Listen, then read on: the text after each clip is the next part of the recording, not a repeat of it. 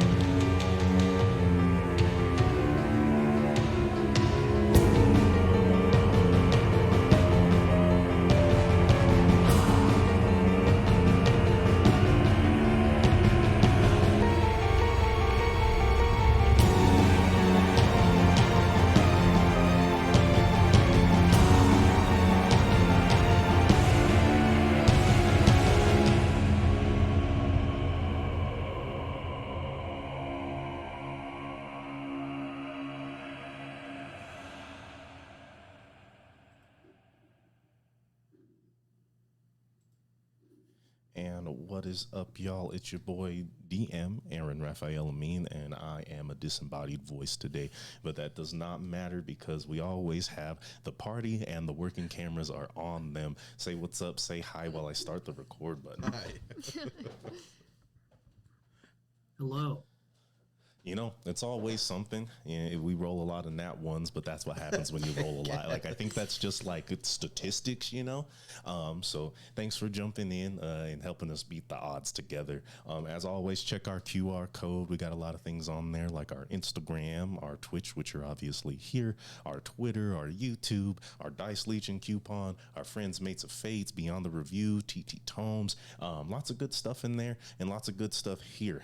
If you're just tuning in for the first time, our stuff is on YouTube. We have a whole playlist going over this first campaign, broken into the multiple arcs that we have adventured through together. So feel free to take your time with those and join us when you're caught up. And if you don't want to worry about all that, it's cool. Just jump in blind and be ready for a lot. And with that, I think we are going to go ahead and get started with a little bit of recap performed by our very own JC Lucifer. Ohio Hex. There's a few of those. There's a few of those. That's why I'm naming a few. And most importantly, Narissa. Are you waiting for the music? Yeah. Is that what you're doing? I feel like, yeah. I picture the scene like opens and you're watching Kane, and it's a day of Kane's life in the mines where like the whistle goes off and he wakes up and he looks like shit and he's really tired, and they feed him like a half-boiled onion and a piece of bread, which is definitely enough calories to be like mining all day. Yeah. And after this putrid breakfast, Kane wallows into the mine, surrounded by the smell of sulfur and the dinging of pickaxes in some sort of mathematical rhythm. And in betwixt all of these sounds and smells, he remembers a letter that he had finished reading with his morning stew. A letter from Narissa telling him about the travels over the past year. Okay. Dear Kane, it has been nearly a year since we last spoke. Despite the back-breaking labor and undoubtedly dreary atmosphere of the mines, I hope you are able to see the sun, or the moon, at least every so often. I must admit these past months have been particularly trying, and our morale, which was once so high, has taken a downward spin, like a bird shot mid-flight. Most of our friends found themselves unable to assist, leaving us feeling alone in our endeavors. However, we were fortunate to run into a man named Lucian Teistragar, who has, very kindly, or perhaps stupidly, decided to help us when no one else could.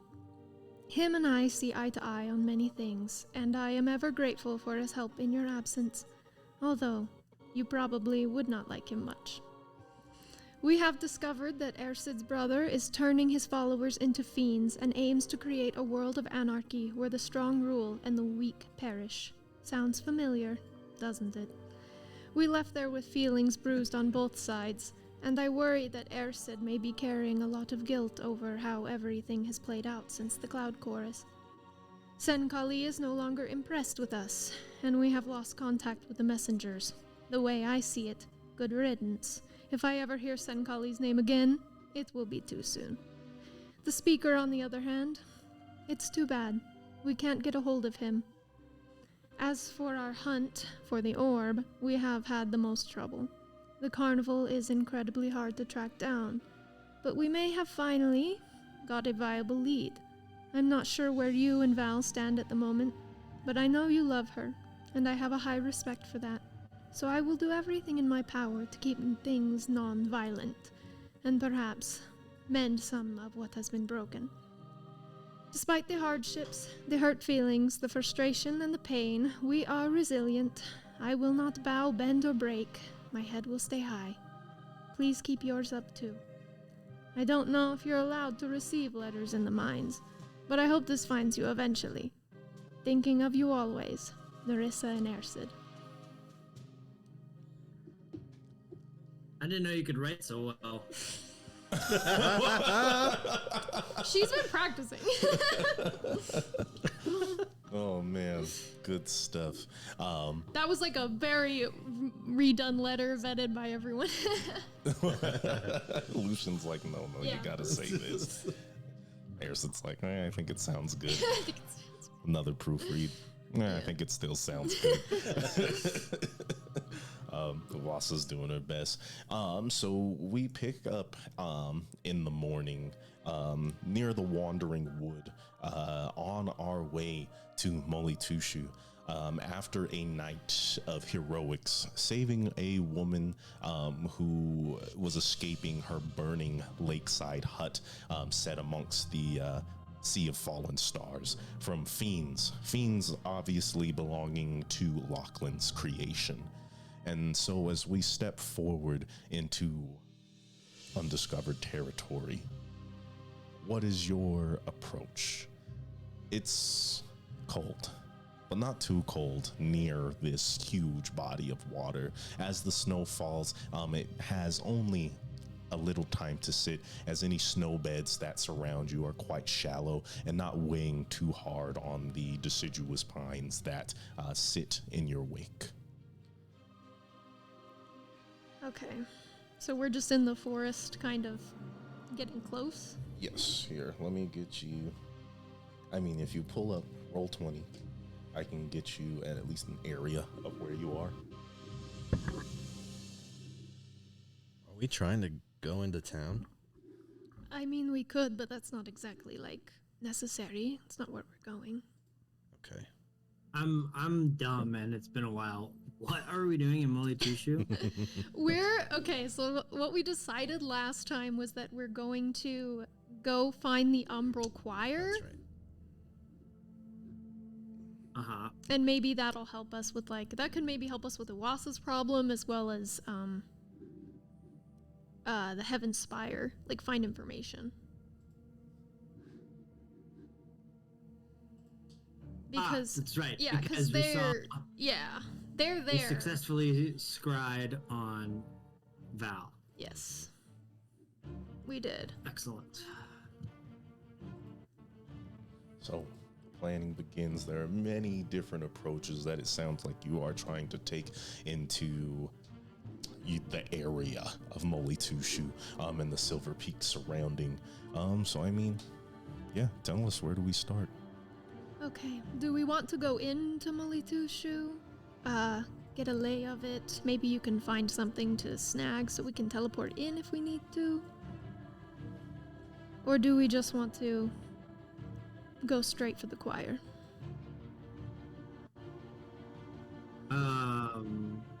Where did we say the choir was?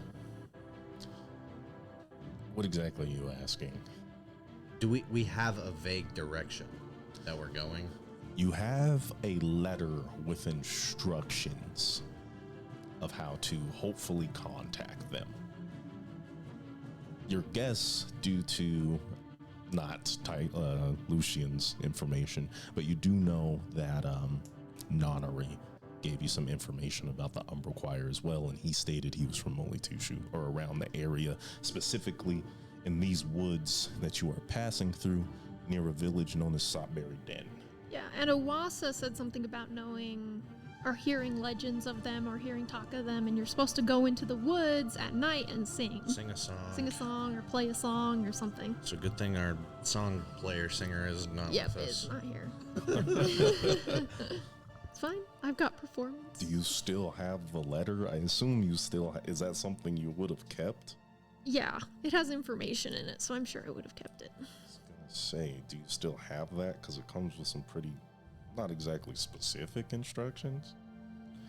Something betwixt the trees. Yeah, I might Those actually are have the words my that notes. they said.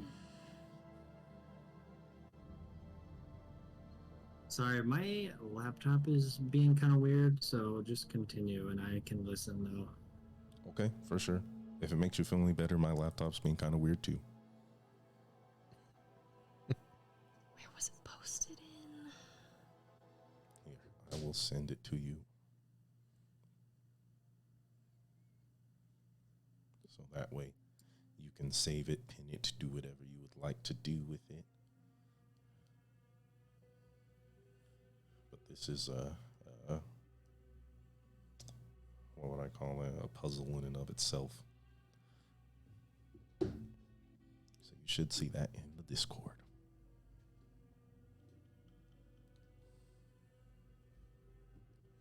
We're singing songs carried by wind betwixt the trees.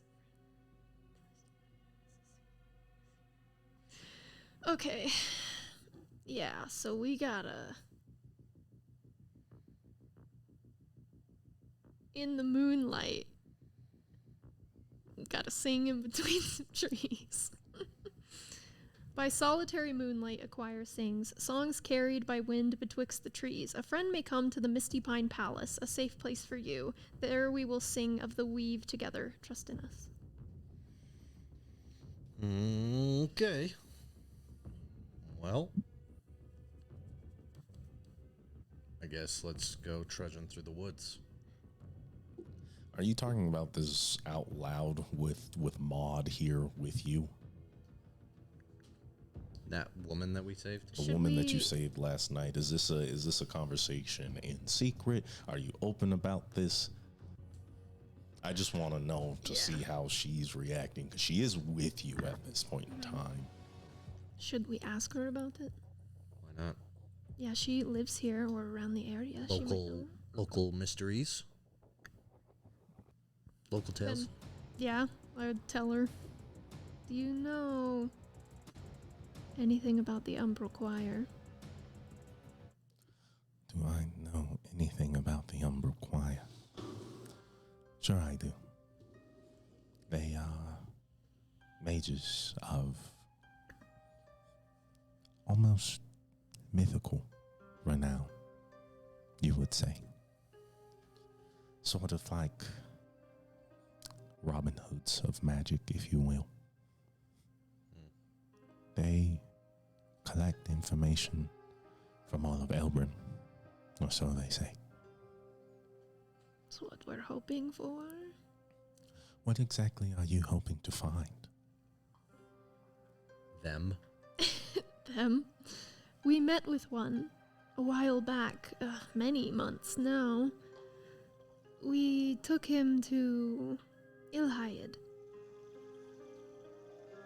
And she kind of looks at you, her eyes very focused. And what were they looking for there? Answers. And so, you simply wish to find them because you've met someone who was involved. They might have answers to things that most people don't know about.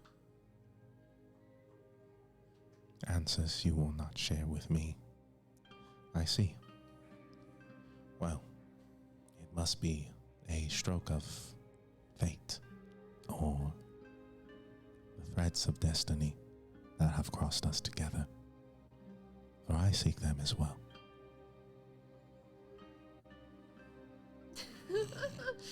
Interesting.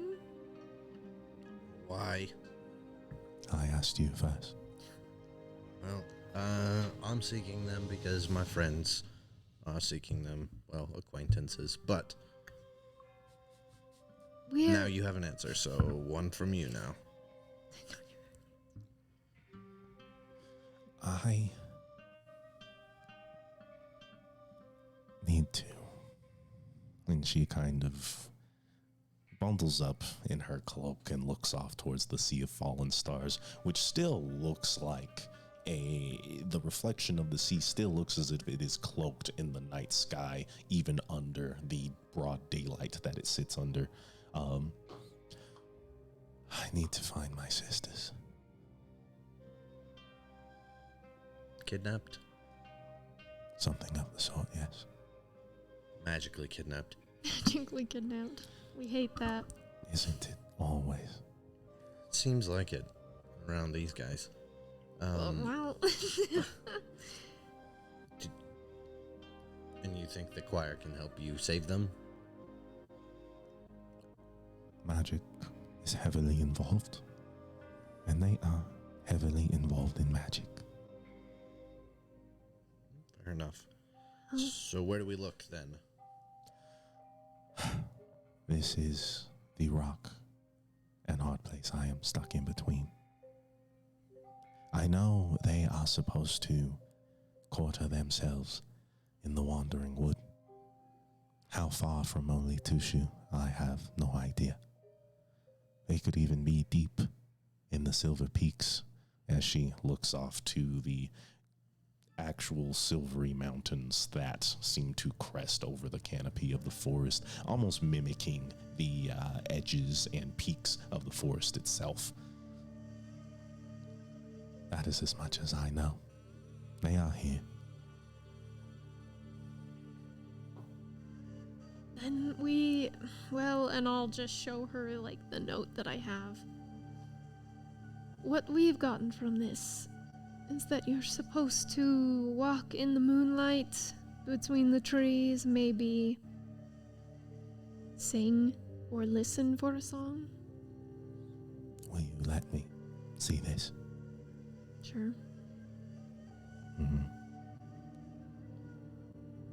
Oh no.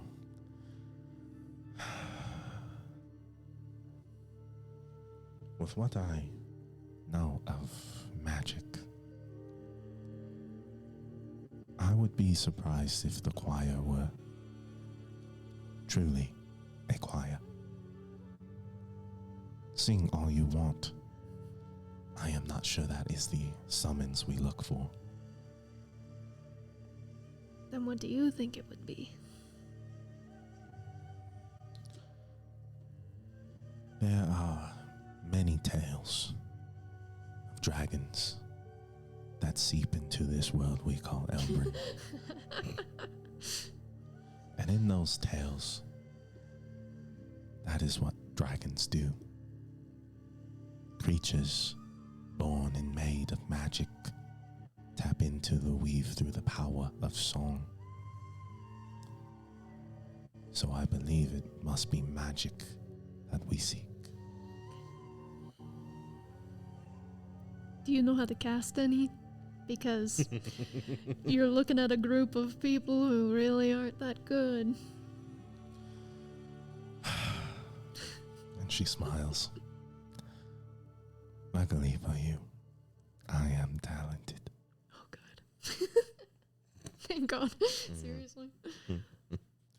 However, we are missing a key component if this letter is to mean anything. Moonlight.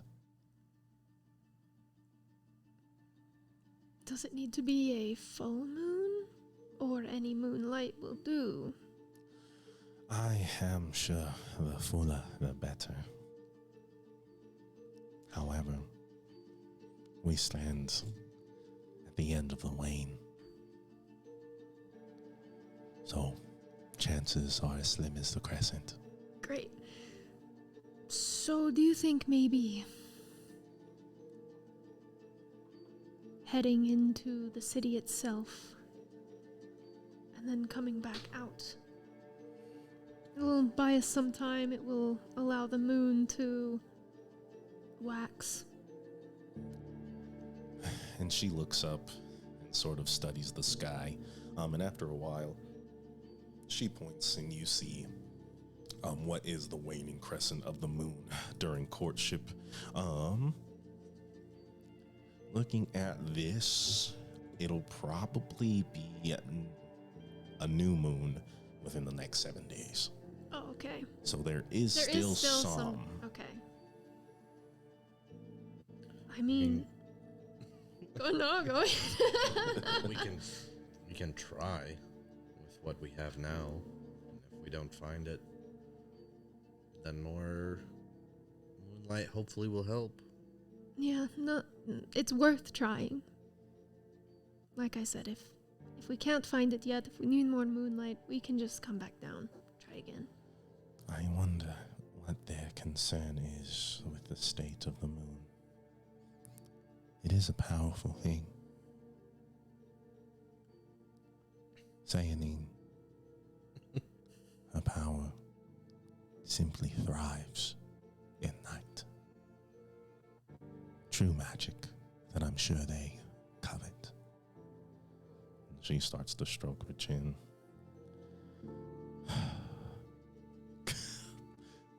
Because Ibrahim left, we gotta mess with the camera. Oh, it's just the top of our heads. That's funny. Looking good, you guys. Cool. Okay.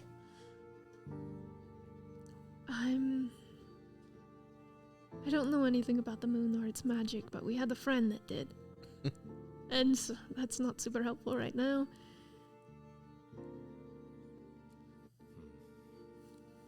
I know some, but we will have to wait until night.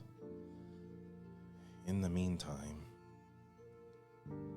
I do not believe I will be venturing into the city with you. I don't know if we even need to go.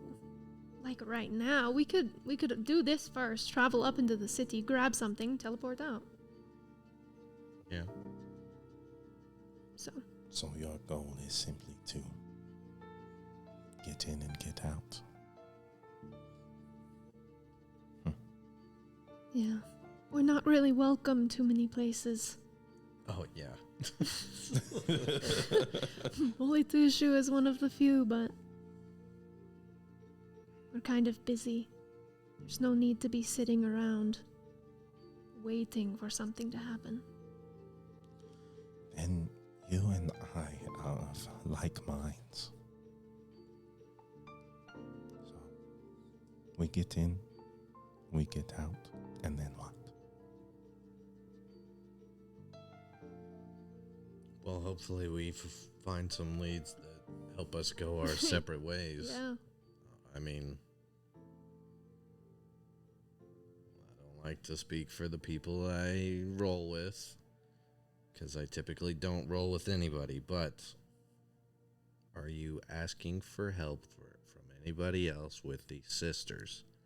And if you are asking for help, how much do you pay?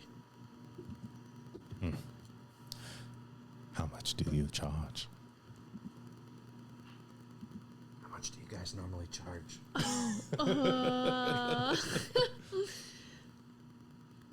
Like, I guess it just depends on 10,000 gold. Okay. Oh man, that's a high ask. That's a high I want to ask. see what she says. You start high. Okay, go ahead and roll persuasion for me. So good at that. 10,000 gold. I'll help him. What do you say to help? I'll say I don't know the context of this because I just jumped in, but Okay. I'll say that we're the best. We're the absolute best, and with the best comes a high price. You saw us kill those monsters lickety split last night. It's just something he Okay, says. I'll give you advantage. 14 minus 1, 13. With advantage? Yep. The Is first it a one was a -1? 6. Here we go. And she looks off into the forest and sort of kind of slows her pace.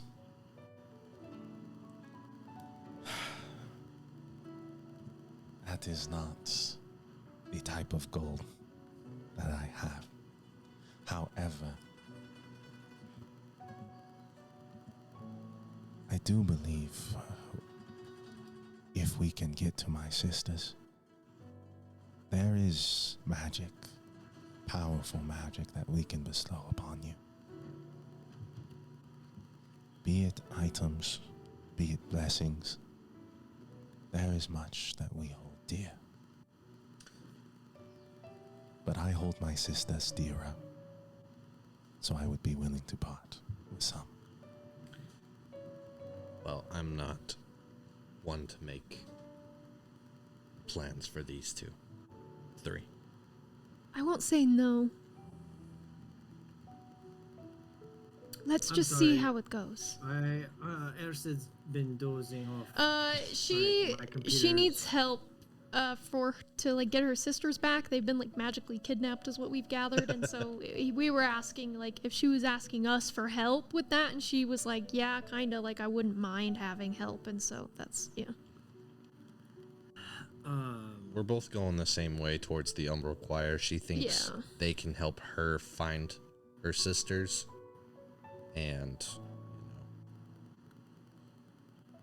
she offered. Well, I mean, if it's on the way. Sure, but I'm assuming that once we find out where they are, it's not gonna be on the way. It's gonna Well, be in some fucking close shadow enough. realm. That bridge when we get there. Yeah. Yeah, Like I said, not saying no, just let's see how it goes. not saying yes. I don't want to promise you anything.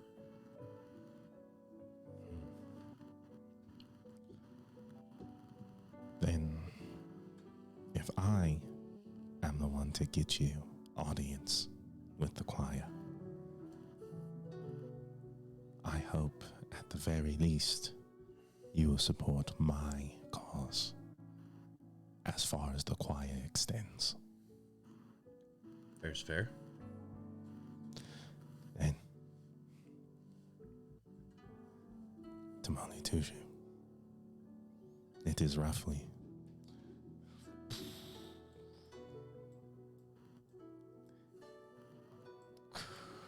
that's gotta be like Mm-hmm.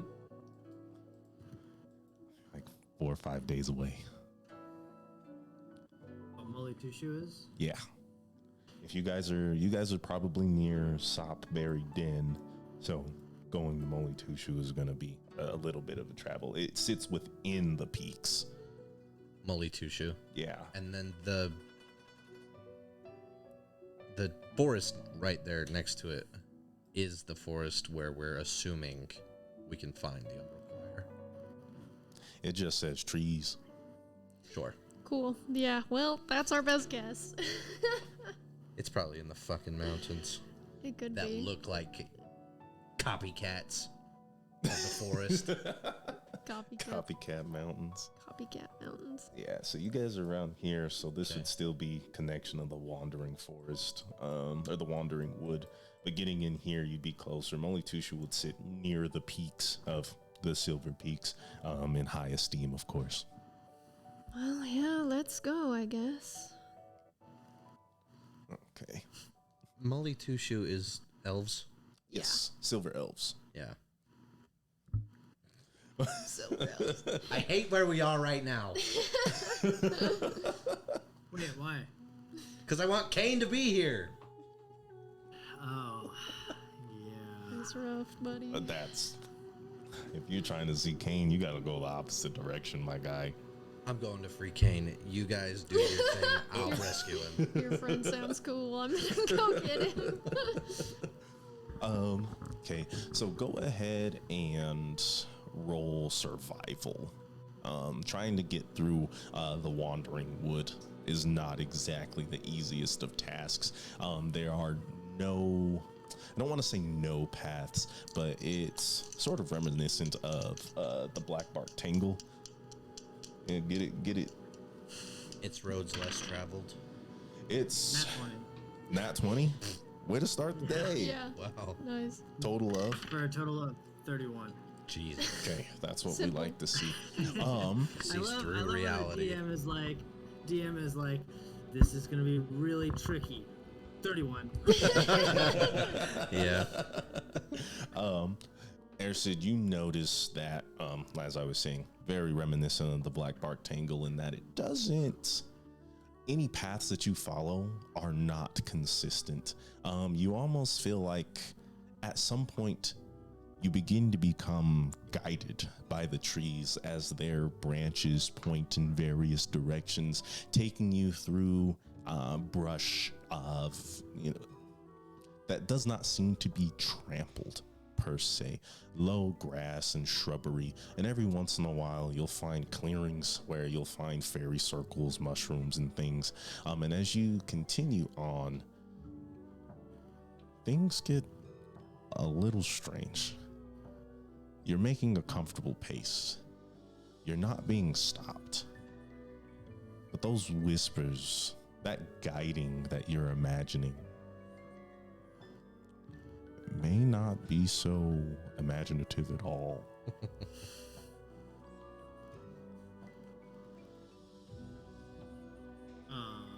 Is only Airsid hearing them? You have a pretty solid passive perception. Let me see.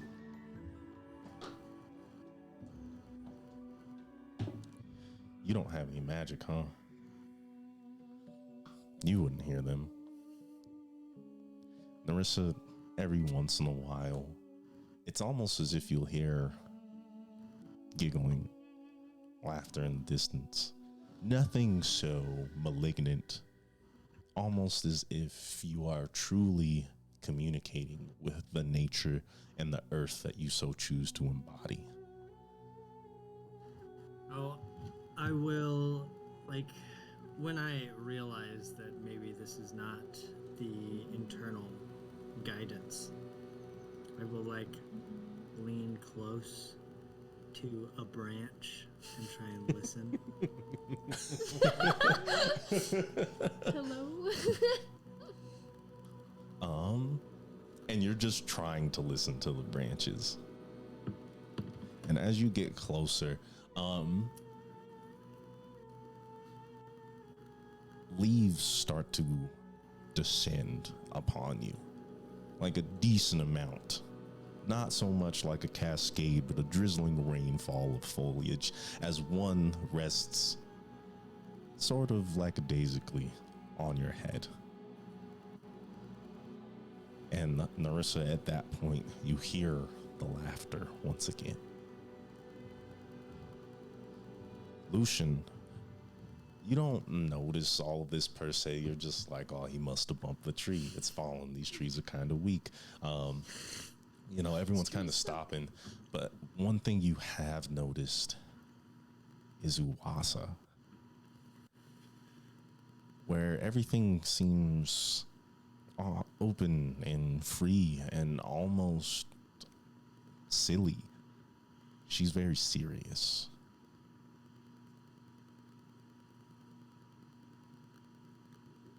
Hey, what's wrong with you?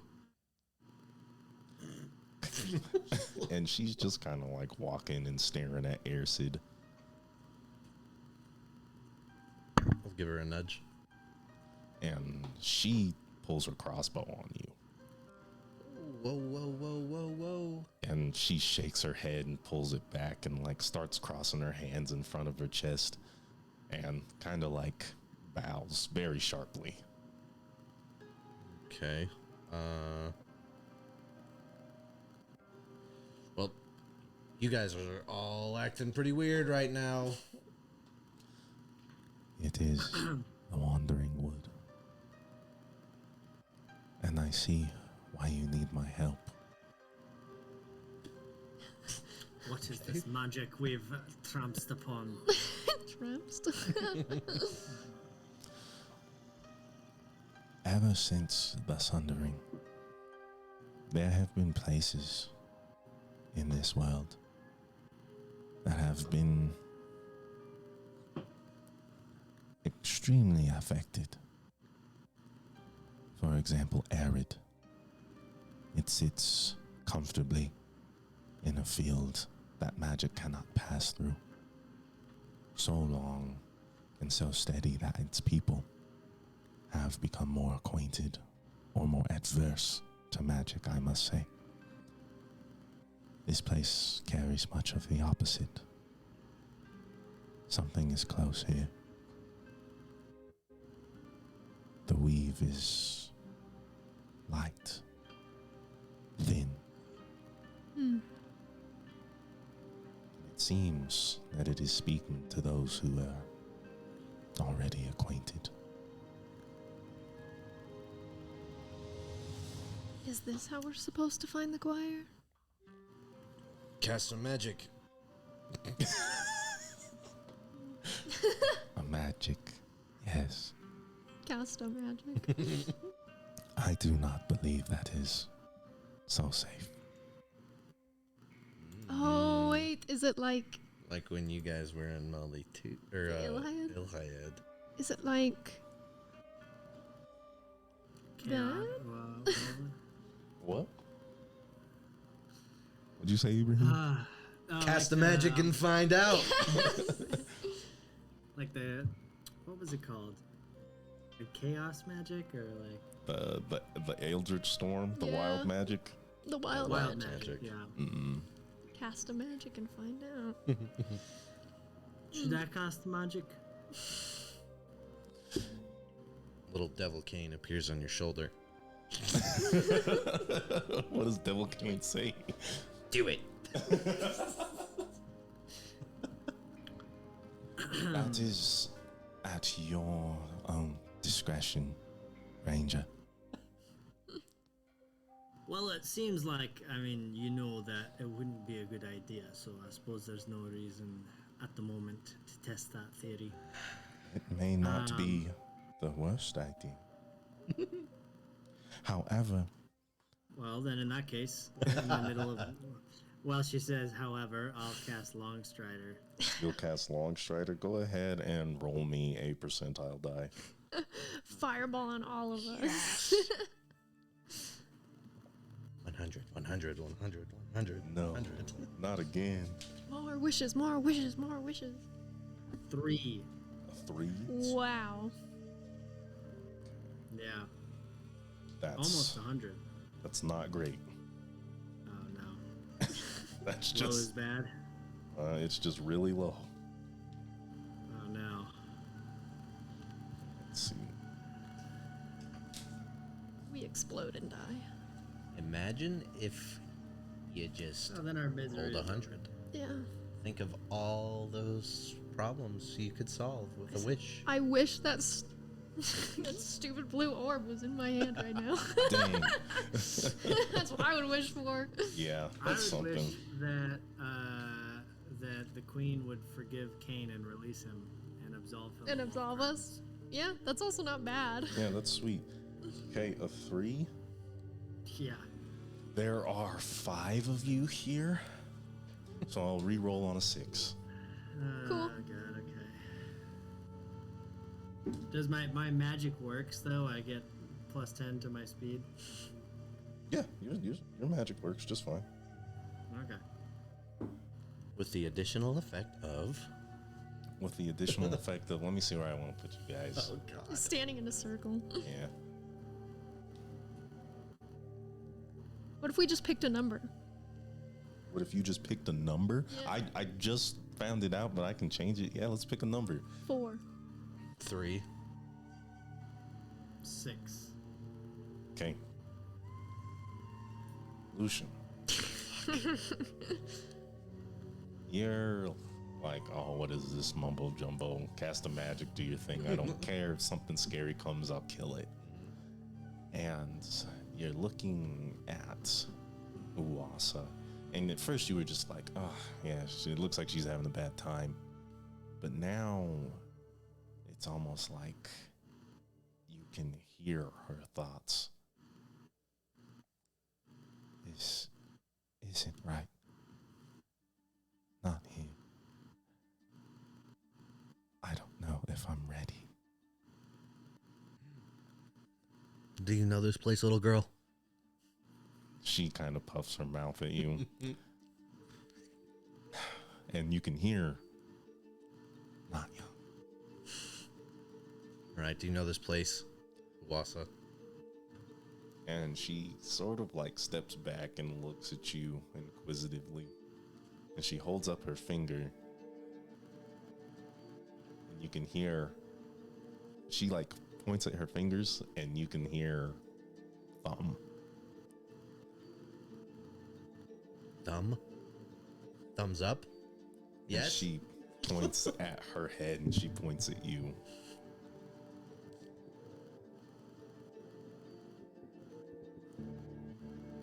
I don't know what you're saying to me.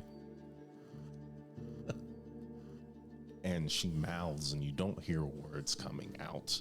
But in her head, you hear, why can you hear me? Great question. I don't know. Nobody else can hear her? No, it is just like Ilhayat then. Are you just talking straight to her? Yeah. Yeah. Yeah, Words you are can coming out of hear my mouth. Lucian talking.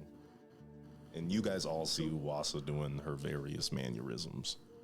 Wait, you're telling me that you can hear Oasa right now? Yep. And I guess I was kind of waiting to see what might happen if I cast a spell, and so as I'm waiting, like nothing else happens, and then this happens. Yes. Okay. Well, it seems like something magical is afoot. And looking at Lucian now, you see what looks to be strange, almost like Celtic knots drawn between his eyes and on his temples. This happens sometimes in these places. In Ilhayat, whenever we cast a spell, something else would happen. Sometimes, something extremely extraordinary. We had one of our friends wish to become a dragon, and he did. Great. You have tattoos on your head. No, I don't. You do. You do? I'm You sure do. it's And then I temporary. like find something to show When? to show a reflection. Do any Like of you my guys blade have or like something. yeah, sure. And Shine you a look dagger. into the blade that Ersid carries, and you see these Celtic knots glowing with an almost ethereal light, bluish in color. Congrats. Weird. Are you magical? No. This place Apparently is. You are. Well, I've never cast a magic before. Well, cast one right now. Try and cast one. All right. I'll try and cast Finger of Death on Ersid. That's how do you cast Finger of Death? Die. Is that what you just cast? Die? Yeah. You point at Ersid. Do you yell die at him? Yeah. Oh my gosh. And then, and you instantly feel from Ersid like a sense of like surprise and secondhand Well, embarrassment as he looks at his unscathed body. Oh, I look down at myself and I look up at him. That's what you decided to cast? That's so funny. it was the first spell that I could think of that I read about. And I grab him by the collar and I'm like, what if that had worked? When has that ever worked, though? I would have cast another spell and brought you back to life. And Maud sort of giggles.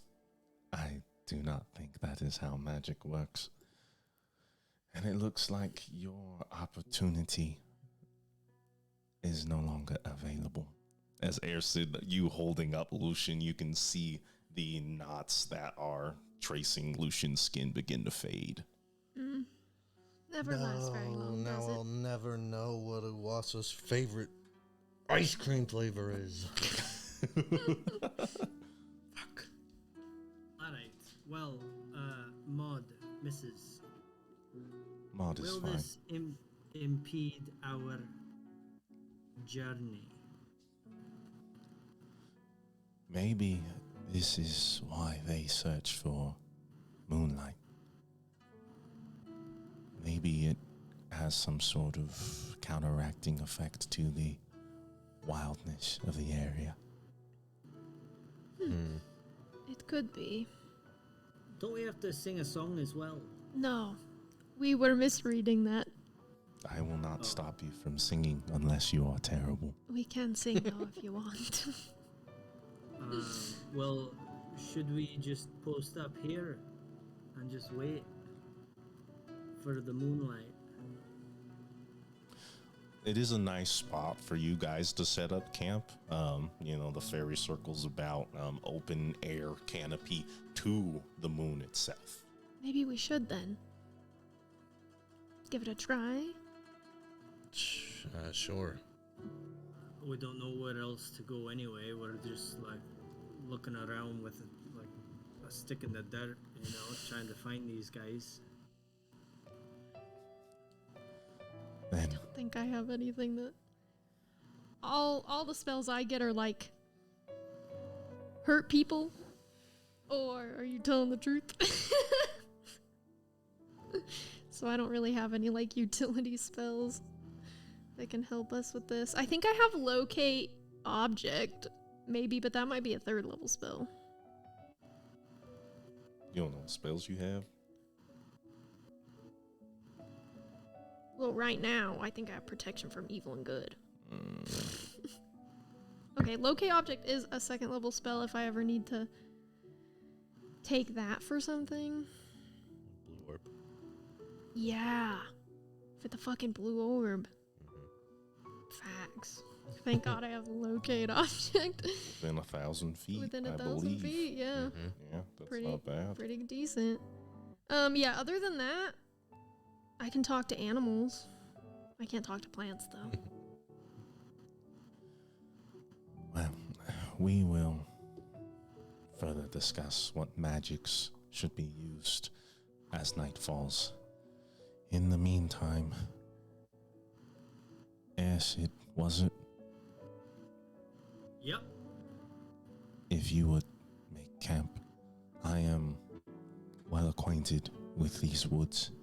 I would be more than happy to gain us some food, maybe some game, fish nearby. Oh, that'd be so kind of you. Sure. Setting up camp is my speciality. She smiles and bows, and I will take my leave. As she steps off into the wandering wood, and you can kind of see a sort of mist starts to take place as the day goes on, and that mist begins to envelop Maud as she vanishes into the wandering wood. And the 4 of you are left alone. Did someone follow her? Do we need to? I don't know. I don't trust her. Are you suspicious of her? I'm suspicious of everyone.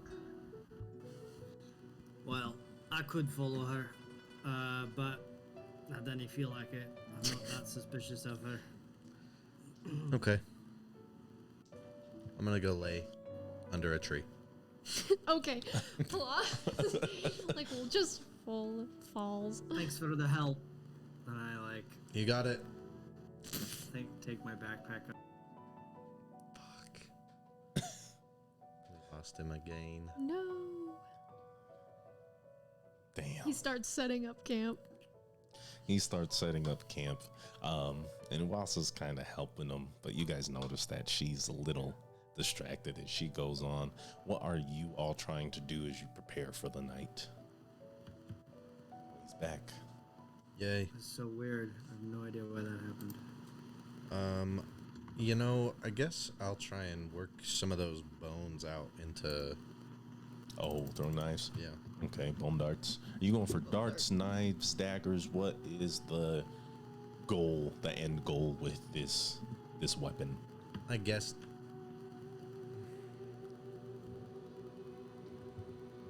Well, the book says darts, you know, Yeah. but if we can flavor it, I guess a little more daggery. I mean, you can make daggers. You'd probably be able to make less daggers than darts. I guess that's fair. I'll just do darts. Why not?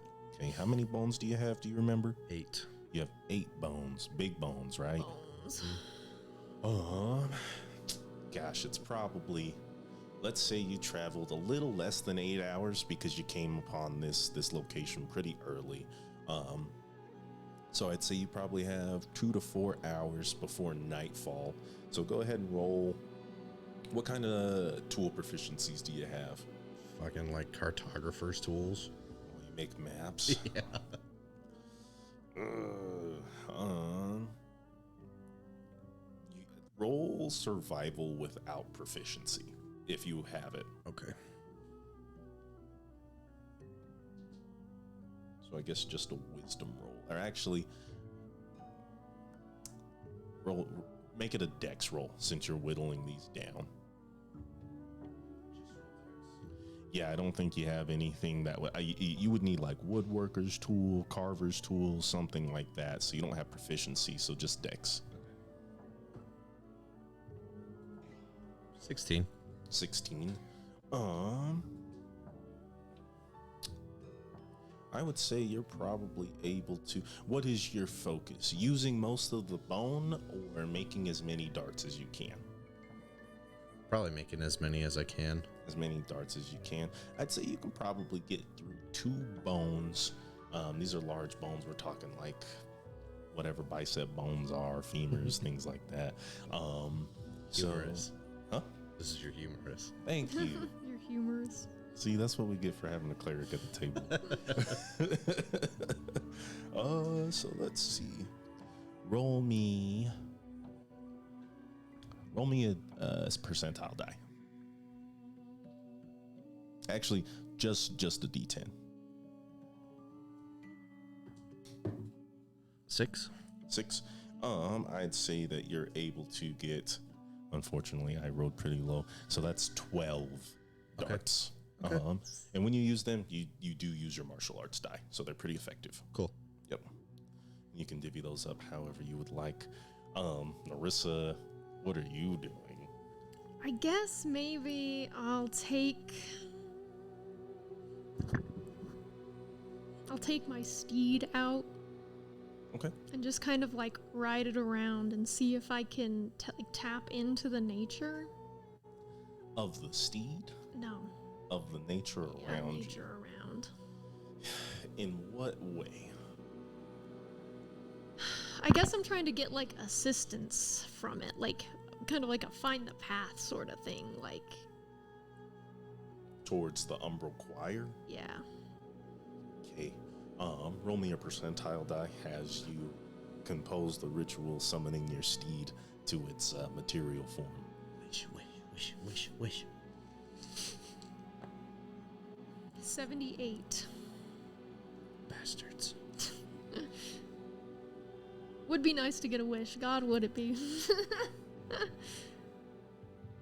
Okay, and as you do that, the ritual sparks as your steed sort of composes itself on the material plane. And as it does, you can see that its general white and opalescent feathers are tipped in a very stark, almost neon purple that glows. And this explosion of magic courses out within roughly, gosh, you see it coating the trees, almost the whole of the Wandering Wood, as far as your eye can see, even the mist surrounding you. And you and all your friends nearby now have a Celtic knot right in the middle of your forehead. What did you do? I summoned my steed. I regained consciousness. You popped up Erset's at the right overheating and he's fainting and waking back up. He's just really into making this camp. He's Yeah, just so fucking making the focused. best camp. Airset overheating in the cold and the snowy. It's still too hot for forest. him. So you cast to summon steed, and then we all have a Celtic knot on our head. Yeah, I'm not Yeah. sure what it's doing. Hey, Wassa. I can hear your voice in my head again. And she looks at you and she's like looking at you real hard, almost like that meme of that kid at his desk with his like Oh. veins popping out and she's almost sweating and you don't hear a thing. Okay, not that. Okay, I was wrong. So I look at Kane, or not Kane. He'll never be Kane. Damn. And Kane. I look at him and I wave him to look at me, and then I just try and concentrate really hard. Can you hear me? In my head.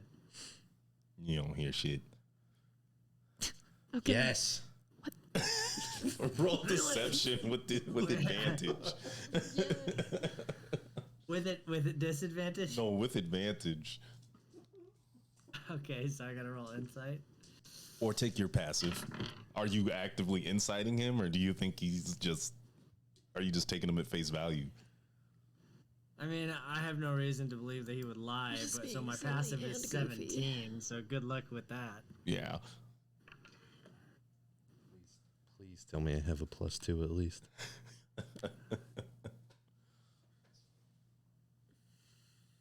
No. Where the hell is it? No, I rolled a 16. Oh, 15 you have a -1 to wisdom? Charisma. to charisma. Oh, it is deception. Duh. Yep. I'm so sorry. And you can tell he's easy goofing you. My eyebrow crunches immediately. Oh, you fucking cunt. Silly. Sorry, man. Sorry, I don't know. This one wasn't as cool. I don't know what it does for us.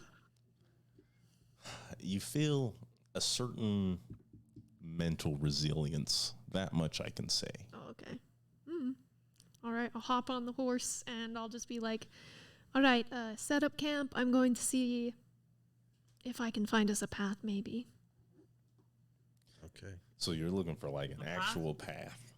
A No. path to what exactly? A mental path. I think Garrett's asking Narissa. Oh, Yeah. I'm just trying to see if maybe this magic leads somewhere. Okay. Go ahead and roll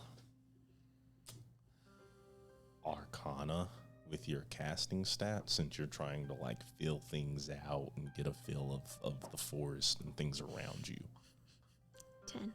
Okay, so you're going through the forest and you are giving yourself up to the weave and the energies around you. You sort of close your eyes and let your steed make its own trail. And as you do, you start to hear all kinds of voices around you. Laughters, the sound of water, drops rippling across the surface.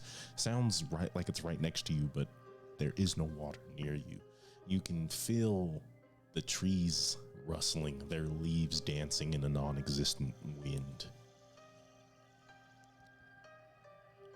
And you see a light. A pale white light, bobbing, almost tracing an infinity in the mist in front of you, roughly 50, 75 feet away. I'll get a little closer to it. Go to it. Go to the light. And you get closer, and it sort of like stops and hovers and begins to retreat. Only so slowly, almost back to its original distance away from you. And it starts laughing again. I'm on the horse. I'll just keep following it.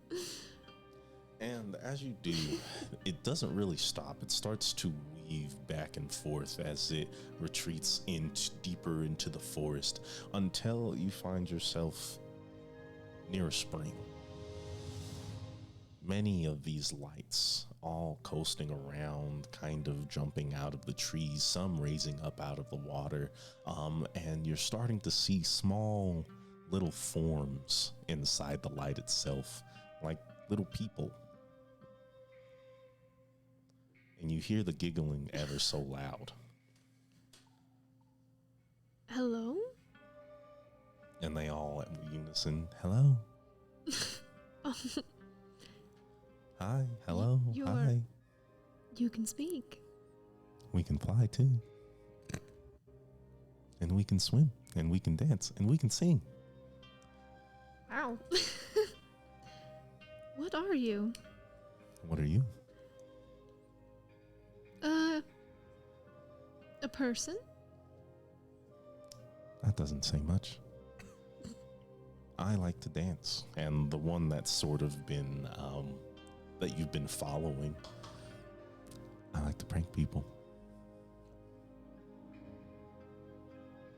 Prankster, if you will. Dancer, if you will. Singer, if you will. Swimmer, if you will. Oh. I protect people. Protector, and they all sort of, oh. And what is it that you protect? I protect things that I love. Aw. And they all just kind of like swoon over you. Their lights going from a pale light white to more of like a pink as they start to gather around you. And you start to see their forms a little more clearly. They look like they've been made out of leaves with water in betwixt them, sort of forming the muscles between the skin. Their hair wafts up, which looks like almost like a water spout at some points. Some of them have like twigs in the mix, but they all resemble like little women. And you all just live here? Well, yeah. Have you ever heard of the Umbral Choir? Have we heard of the Umbral Choir? Hey, have we heard of the Umbral Choir? Yeah, we've heard of the Umbral Choir. Have you ever seen them before?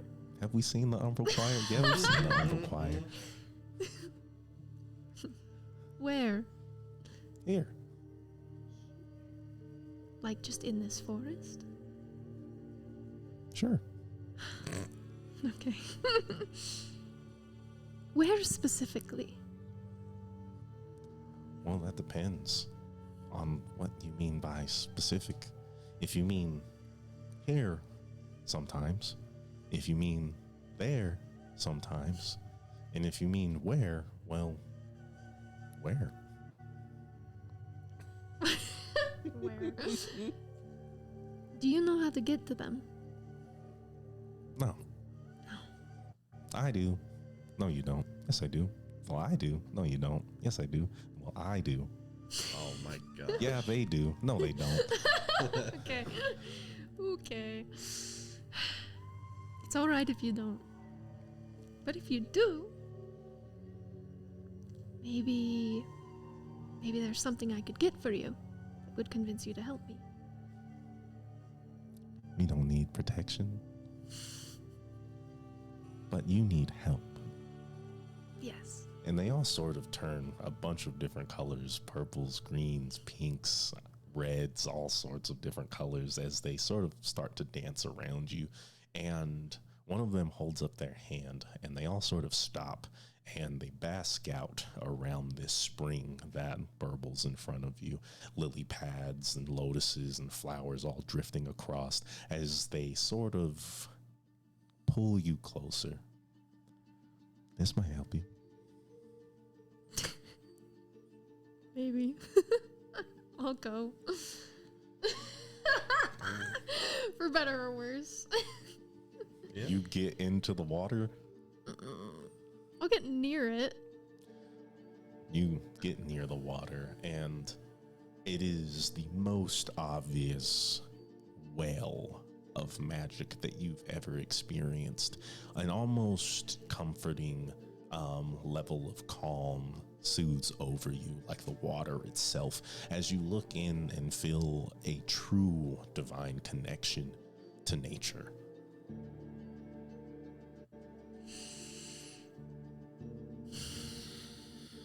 Fuck it. I'm gonna get in the water. I need you to roll a d12.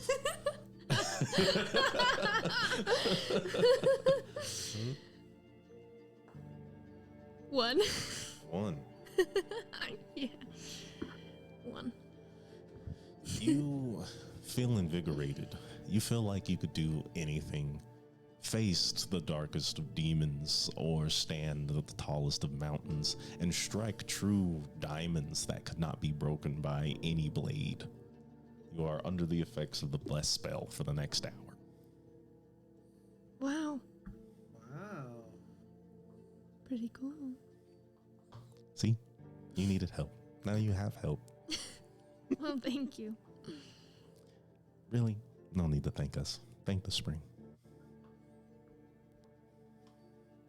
I'll thank the spring. You just like put your hand up. Yeah.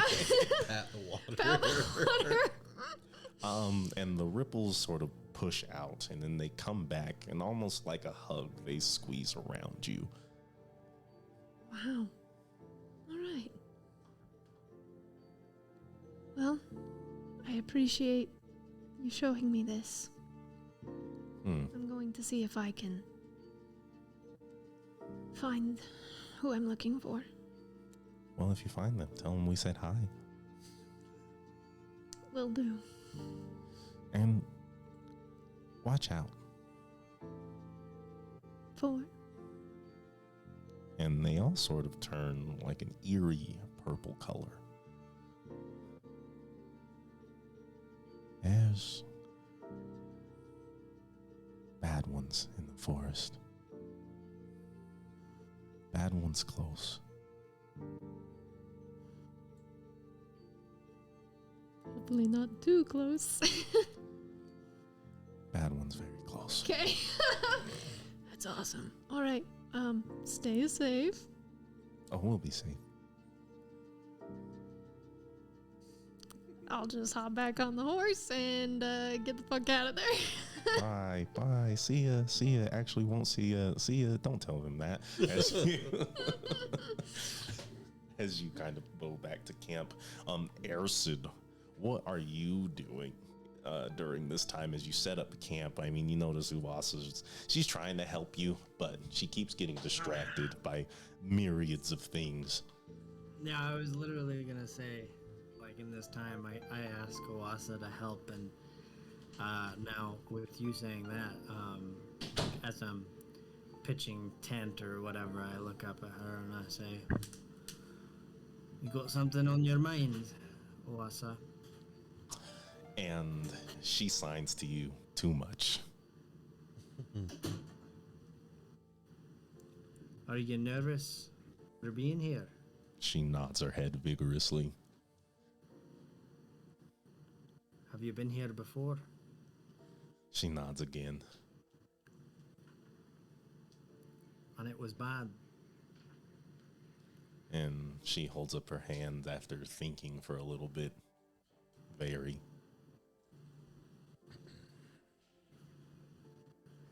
Well,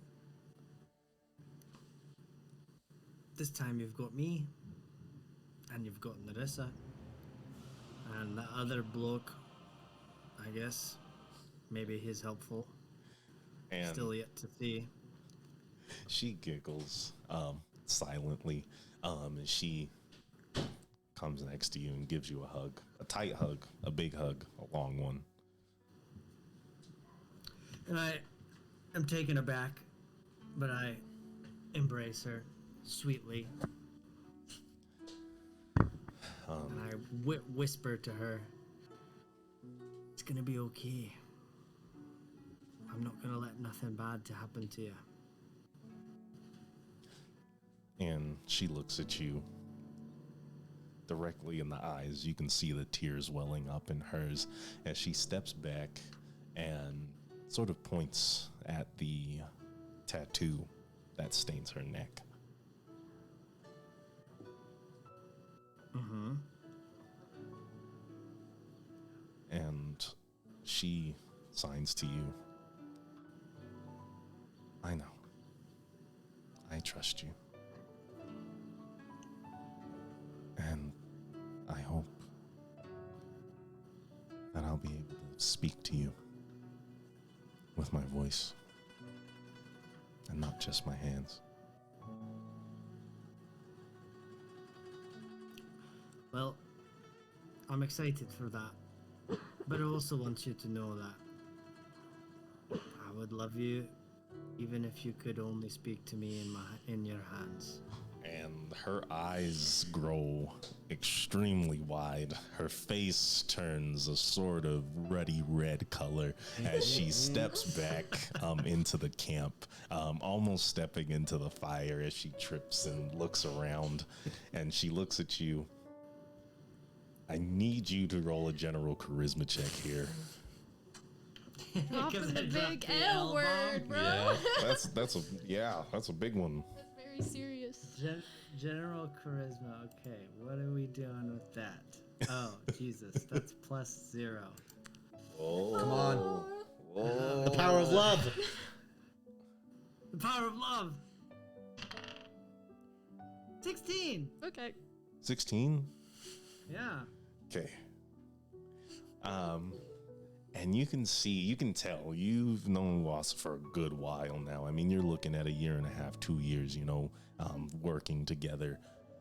And you know when she's in fight or flight, you can see that her feet are ready to run, and it takes everything in her to stand, her face glowing in the firelight. And she smiles. And she holds up her hands. Ersid, I will not tell you that I love you. Not until I can speak it.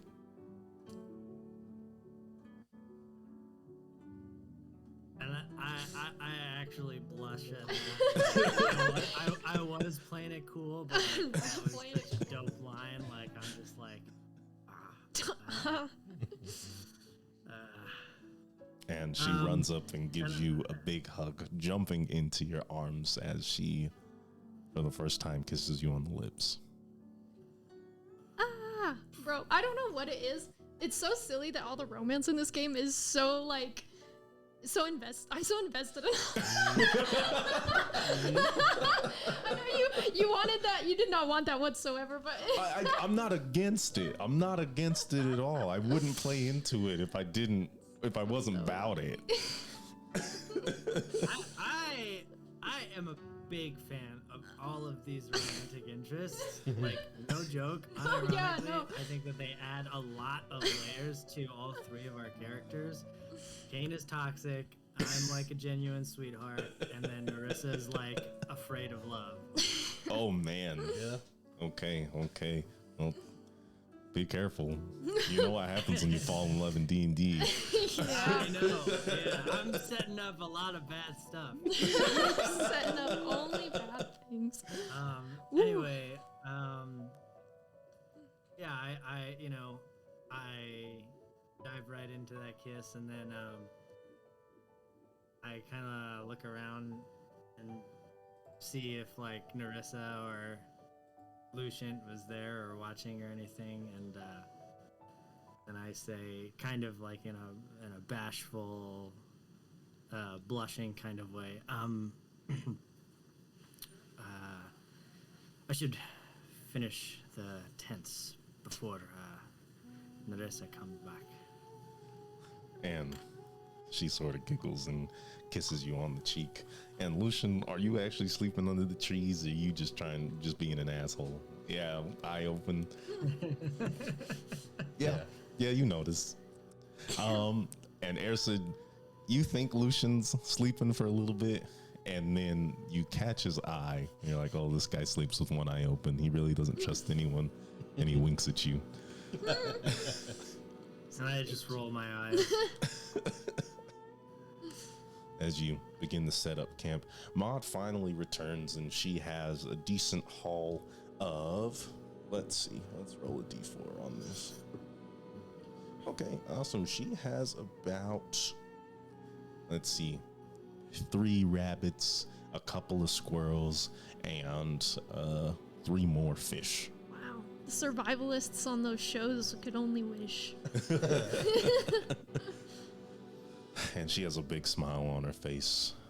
The magic in this wood seems to help with the propagation of the fauna here. Makes sense. Wow, Guess that's so. a great catch. Thank you so much, Maud. What can I say? I am native to this region. Woods. No, not the woods. Oh. If I had lived here, who's to say if I wouldn't be changed? All right, so we're all back. Yes. Okay. Then I'm like, oh, there's this pool that you can go to. It's filled with magic. Is it filled with good magic? Yeah, good magic. And there are these tiny, small, they're like people, but made of leaves and magic. Sprites. If that's what you would call them. I have seen them in my travels, yes.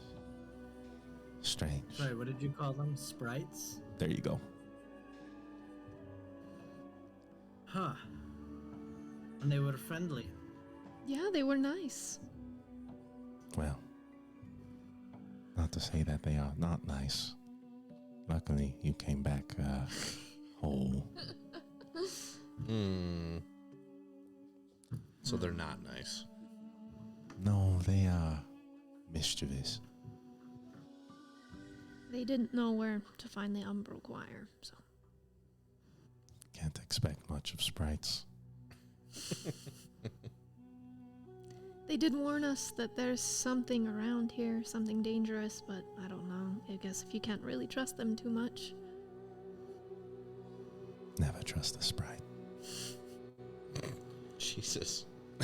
Never trust. Well, that's why we take watches. All right. You're afraid of sprites. Sounds like you're afraid of sprites. I said Yeah, never I'm trust a afraid. sprite. I don't fear them. I'm afraid of what they said to be afraid of. Well, living in fear can only get you so far. And Ersid, Lucian, what's your passive insight? Passive insight? Yeah.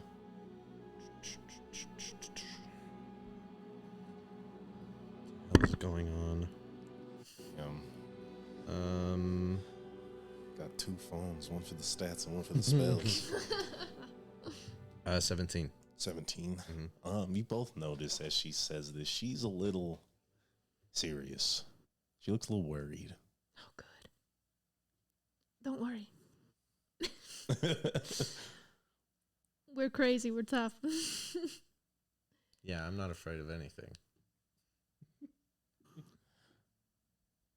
We shall see as our travels go on. So are we cooking and then we're going to try and see if we can find the path? I would have Yeah, thought the you read my moonlight. mind. All right, sounds good. And you all eat and you all do your thing. The night goes on. And the moon finds itself comfortably sat almost in the middle of this this little quarry that you found yourselves in. And Maud stands up. I guess no time is better than the present. Mm-hmm. Hmm. Hey, Maud, really quick, before we take the present. Why did it just so happen that you and your house was blown up by demons? Did you see any other huts on the tier? Or the sea? Well, no, but doesn't mean there wasn't one. Did you see any ruins? I was alone. I was unprepared. Has that sort of thing happened before? Vicious demons coming unannounced. I have seen many a fiend in this locale. Generally, I'm able to hide my hut in time. These ones were a little more discerning. Do the fiends and demons have anything to do with your sister's disappearance? I certainly hope not. Yeah, me too. Wouldn't want to travel to the hells. She laughs. You shouldn't joke about that. It wasn't so much a joke. Then no, never. Who needs the hells when you live in a world like this? Truer words have never been spoken. Yeah, we got our own little lair. Gosh, well, maybe the Umbral Choir can help us rid these fiends, find some answers. So, Lucian, why are you so suspicious of me? Hard to say. I guess it's not so hard. I'm suspicious of everyone. Especially when I encounter them with demons. So, Demons attacking me? demons of which I have. And she holds up this bag that's dripping with black ichor. Steal their hearts. Trophies. If anyone asks, I have proof now. I don't know why you're keeping them. You say trophies. Later on down the line, it's some ritual to bring about more. If there's one thing I can assure you of, Lucian, demons and I are not kin. Okay. Okay. All right, let's go. Yeah, is the Moonlight here? But yeah, Moon's been here. Lucian just decided to grill your escort here. And Maud puts her hands together, and as she does, her fingertips begin to glow, and she spreads them out almost as like those light dancers at a rave, each finger with a different color on it as they spread out and begin to circle her and dance into the trees, her hands waving them along as she begins to mumble arcane scripts. Casting spells. Be casting spells. And as they do, they hit these trees and explode as a spell that everyone but you, Lucian, is probably very familiar with, as a fairy fire takes up the surrounding area. I do need you all to make a save. She will make one as well. If they're within Yes. 10 feet of me, they get an extra +1. Okay. We'll assume everyone has this +1 then. Wow.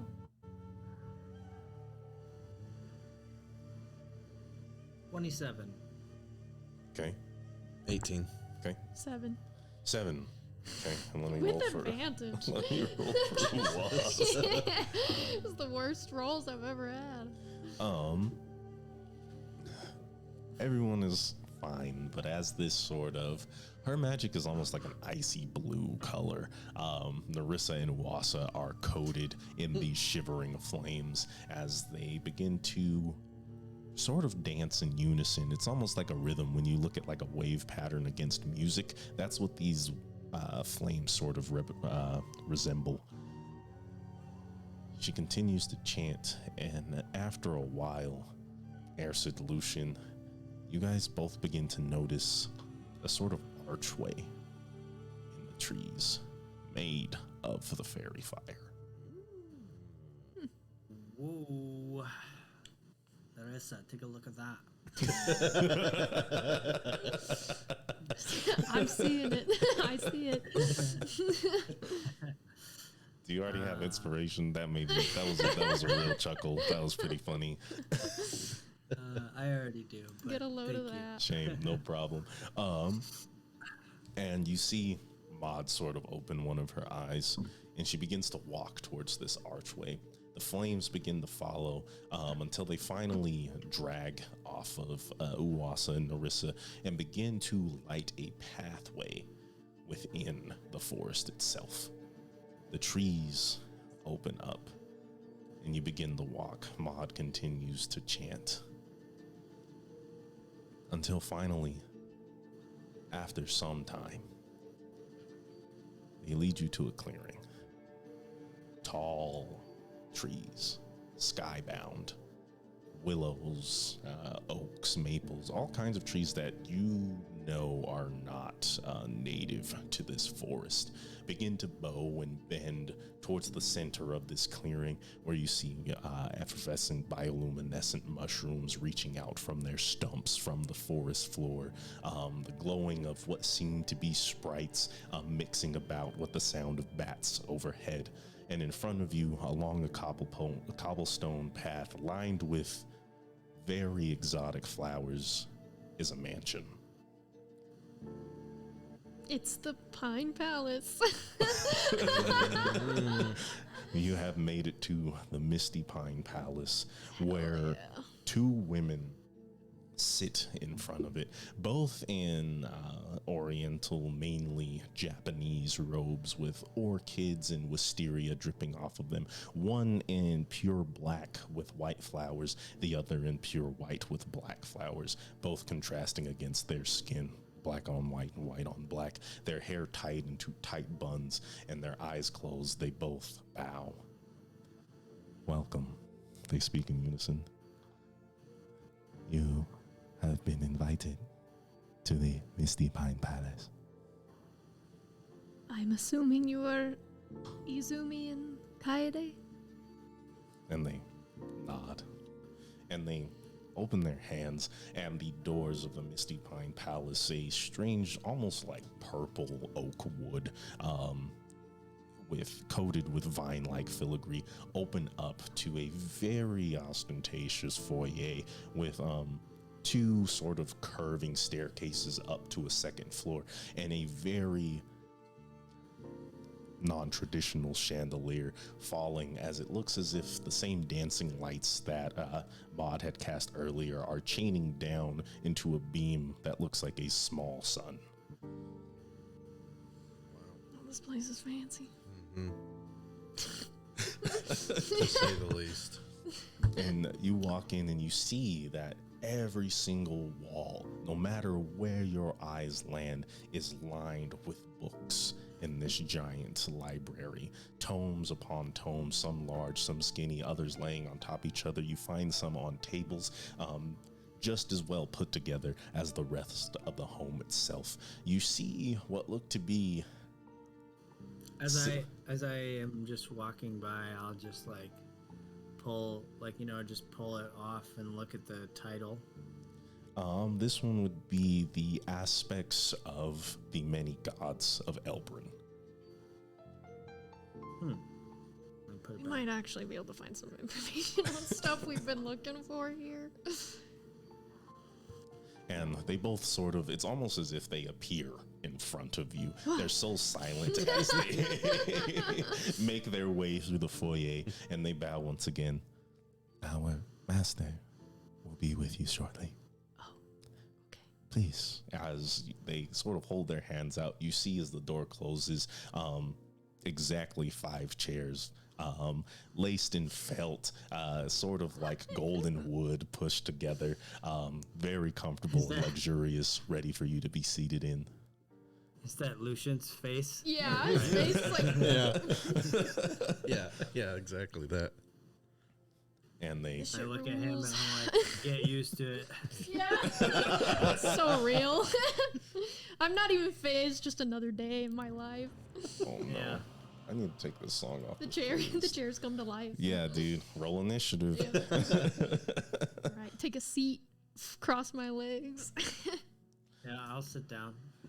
And these ghostly individuals all sort of come up to you, dressed to the nines, very dapper men and women, maids. They bow before you. Is there anything that we can provide while you wait, Sortier? Drinks, What would you prefer? something hard, and an ale. Understood. And the rest of you? Yeah, whatever you have that's your strongest thing. Yeah, so one of your local spirits, no pun intended. And they all give you a small giggle. Local to Molly-Tushu, I'm certain, yes? Sorry, what was that? You cut out. Oh no, local to Molly-Tushu, I'm certain, yes? Ah, yes. Mm-hmm. And Maud kind of holds her hand up. She passes. And Uwasa kind of looks at them, and they look at her, and there's a moment of silence past as she sort of holds her hands up and signs a couple of things. Of course, miss. And they come back, and they get you a very neat scotch on the rocks and an ale beside it, and they float them over on platters.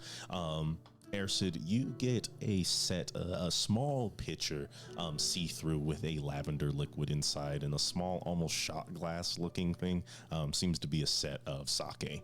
And for you, Nerissa.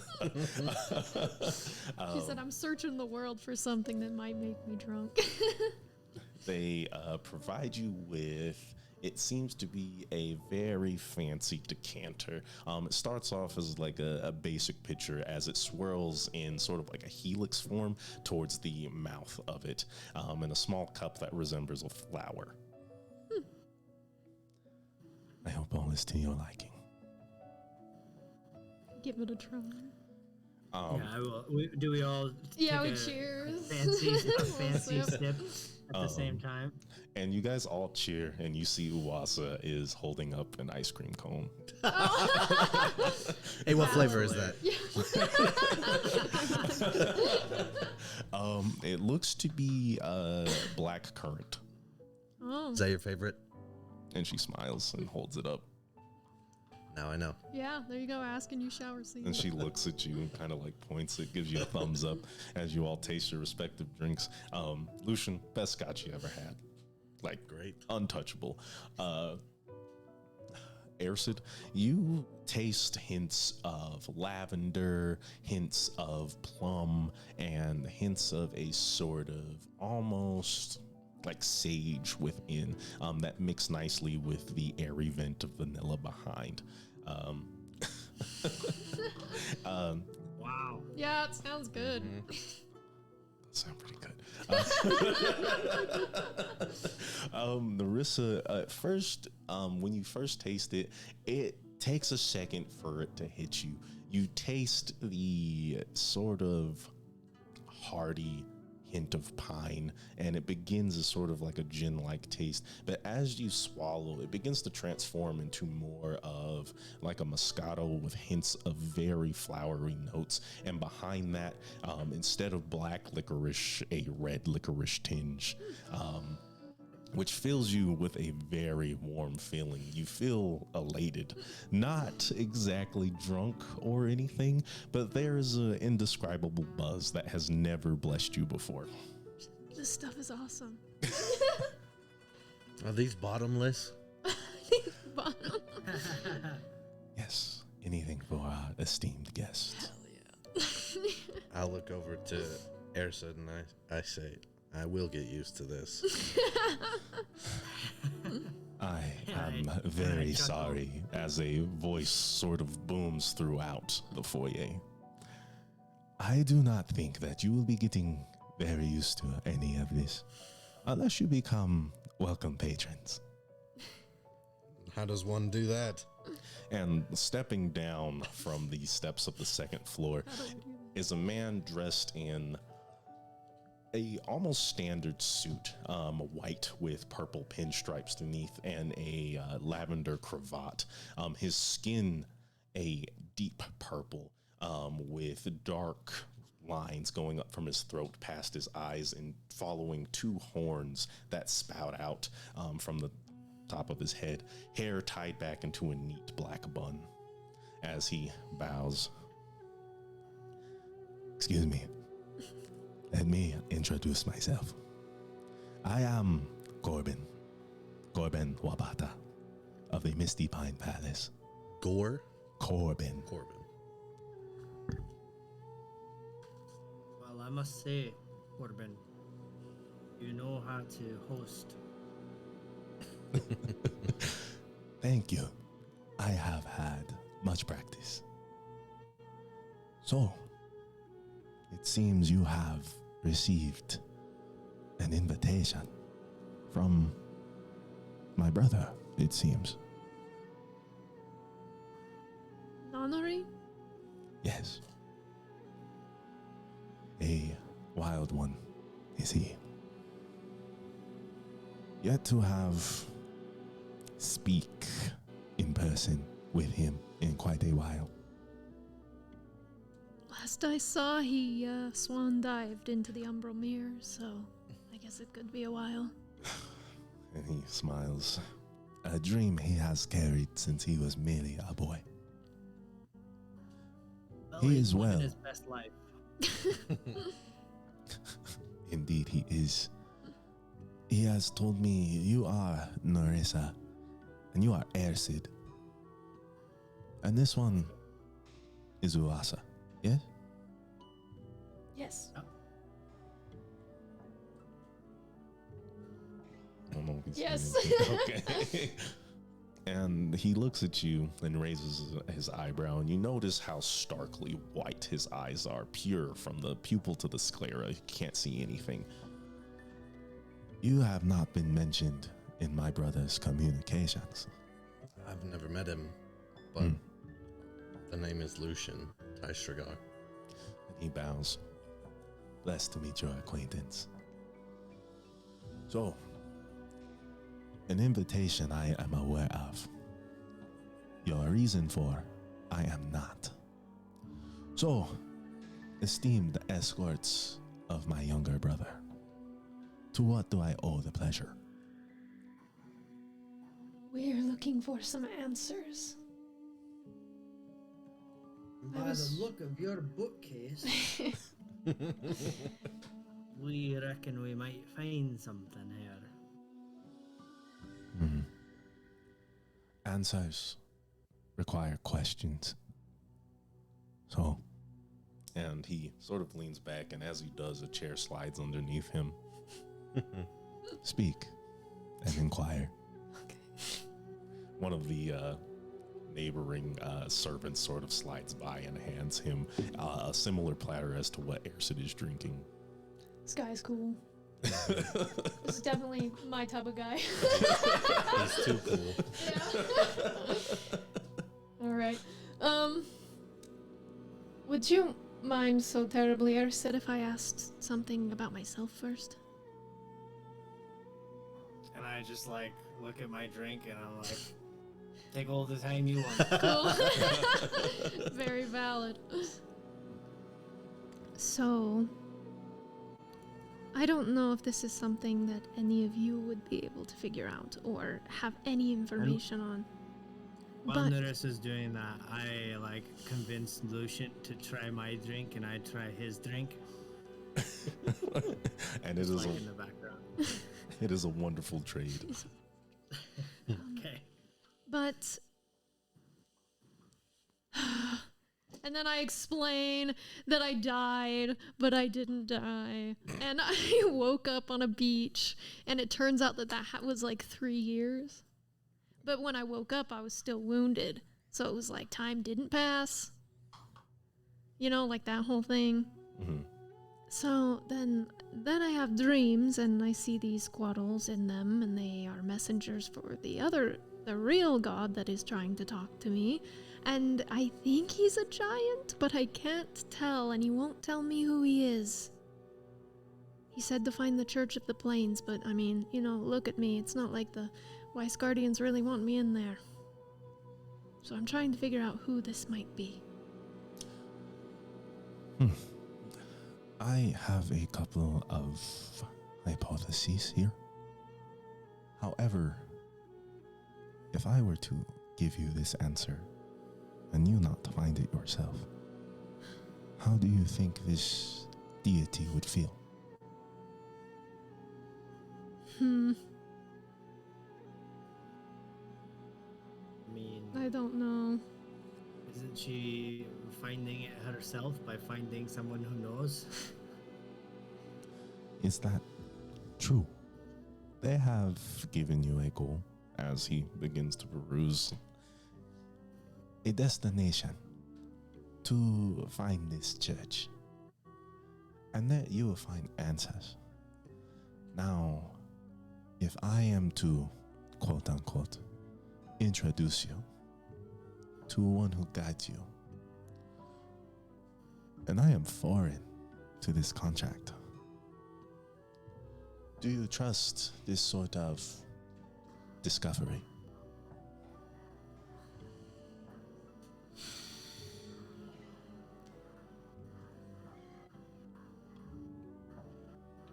I don't know. He said to find it, just not sure. Do you think I should find the Church of the Plains then? The adventurer in me tells me yes. And The best discoveries are those that are made, not taught. However, I am a wealth of information, and I will give you any hints that I may can. I believe in your story, he asked you something about, or tasked you, I should say, to deceive. Is that correct? Yes. And do you know who it is that you should be deceiving? It sounded like myself and everyone is what they said. Think hard about that. Yourself, mentally, spiritually, or yourself, physically, and others like you.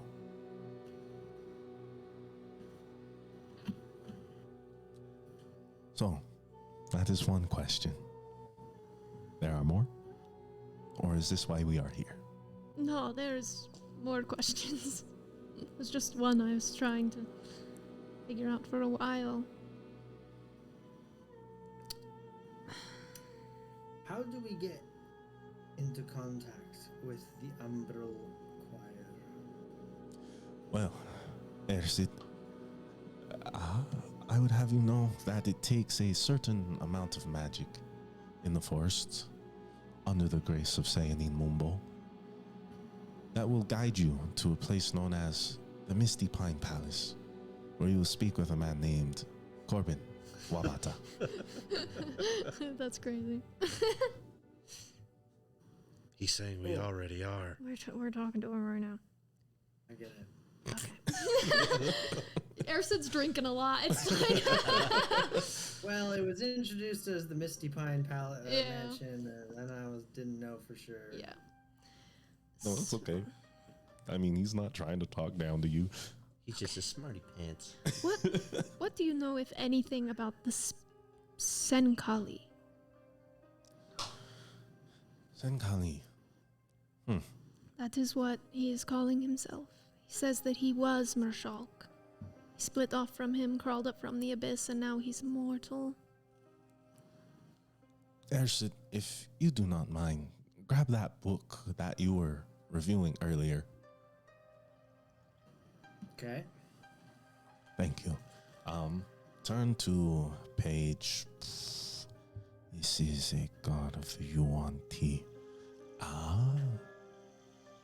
We'll say 346. Okay. There you should see an excerpt about Mershalk. Follow me. I would much rather have this conversation in my study. This is a little too formal. As he walks you up. Mind you, this is, that wing talks mostly about celestials, fae, more human. This wing to the right of me here, we'll talk about fiends, the undead, necromancies, things like that. As we head upstairs, there will be, and you find yourself upstairs, large halls. These are training halls and beddings for the Umbral Choir as they stay here and go through their various initiations to their levels, their strengths, and here, as you finally reach the third level of the Misty Pine Palace, a large set of double doors once again, is my study. And he opens up, and there's a large wooden desk taking up a good chunk of the room, circular in form. Still more books that lead to balcony windows that look out upon the wandering wood or the nearby forest. There's plenty of foliage in here, and you can even see what looks to be sort of like waterfalls pouring out into many different divots surrounding his chair, his throne almost, if you will, as he takes a look. And as he does, he takes that book from you, Ersid, and sits down. There's plenty of chairs in here. There's plenty of cushions. It's a very comfortable and large space. Let's see, Mershalk. He is sleeping. Viper of the Abyss. Strange, they call him a viper and view him more as a cobra. I wonder how Yuan Ti actually understands snakes. Anyway. Very loosely. Anyway, this Senkali you speak of, he considers himself Mershok Reborn. That's what he told me.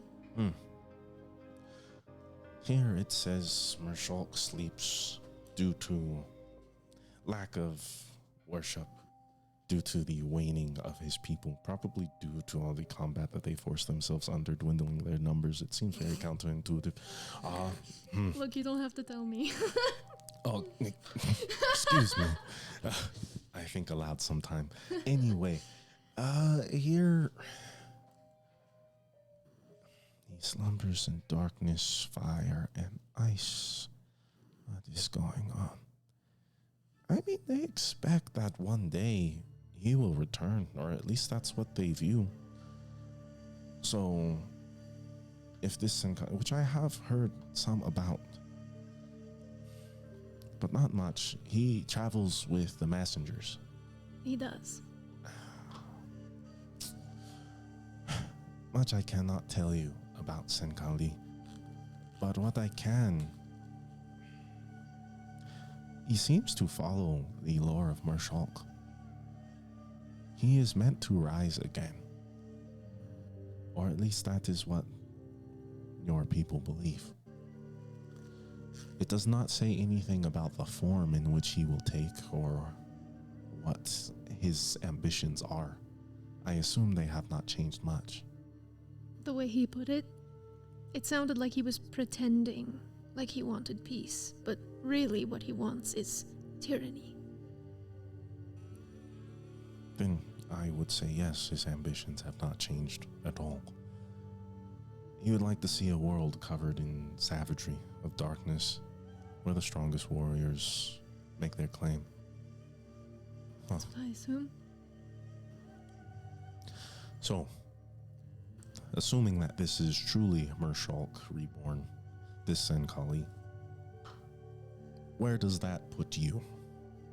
What do you want from this information? What can you do about the resurrection of a god? Do you still have that book? And I'll ask Lucian. That, the one that talks about going to the temple. Yes. Remind me this book. Remember we found it in Senkali's room? Oh, And there was that book. The with Tomb of Didarius. Yep.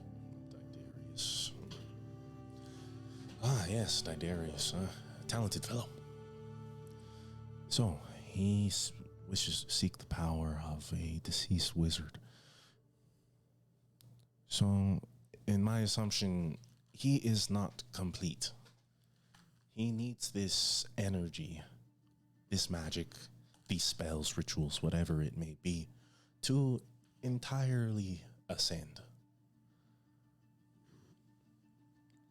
So, you are seeking the tomb. He might need to. If he really is Mershok, this is all of our problems. Well, you see, the funny thing about problems and where they belong is they belong to us all, regardless.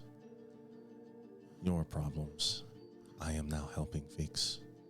My problems, as I think is fair, I will ask in trade. These problems, lost knowledge. Knowledge belongs to no one, because it belongs to everyone. These problems, your knowledge, belong to all of us, just as magic does. And I could go on and on about all of this, but in the end, what I need to say is that I will help you. And by doing so, we will help everyone. So, the tomb, as he taps on his table, and a sort of loose neon portrait of the map of Elbrin pulls up, and he shows you a very similar ping as to what I'm showing you now. Jolt, yes. Dunas Mori. I'd say somewhere around here is where Didarius took his stand. There used to be many enclaves and tribes of turtles that coveted this area, this desert. One of them was erased due to the sundering. And in that erasure, I believe is where you will find the tomb. Be careful, as he was a big fan of riddles, deadly ones. So, if you must study here. I suspect you'll want to take on much history of the Tortles themselves. What you cannot find here, I recommend finding from them. They are friendly people. However, if memory serves correctly, they are under siege. By who? Apparently. Indeed. The Yuan-Ti have been very quiet since the fall of Dendar the Night Serpent. And of recent I have heard of movements. Most unusually, lizard folk are involved. So, carefully tread, as the only friends you may find on Jolt are most likely the Tortles themselves. Pray that they have not been overtaken. Great. Put that on the list, I guess.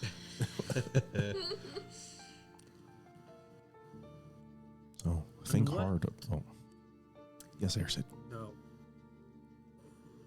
What do you know of the blue orb? The blue orb.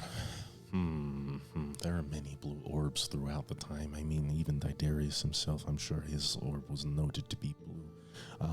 Then there's one of Sayane. If she were to ponder anything, it would also be some sort of cerulean, azure, or turquoise. What do you know about this blue orb? Help me specify. Dragon related. The wise card one. And he kind of points around the room, and you see a spectral hand pull a book off the bookcase as he begins to look through it as it meets his hand.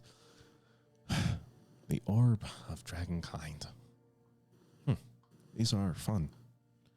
Strange. So, first, you have proven the existence of this.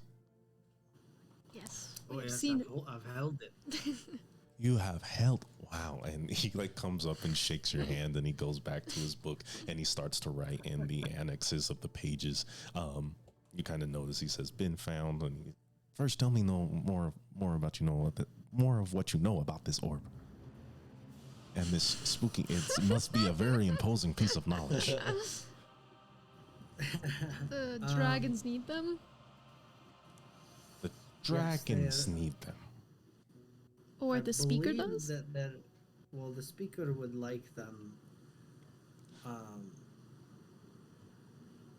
Yeah, and somehow the orbs that we have come into contact have been connected magically with said dragon, like an individual dragon. For example, a friend of ours, perhaps that Nunnery had told you about, Kane, had collected the black orb and shared a connection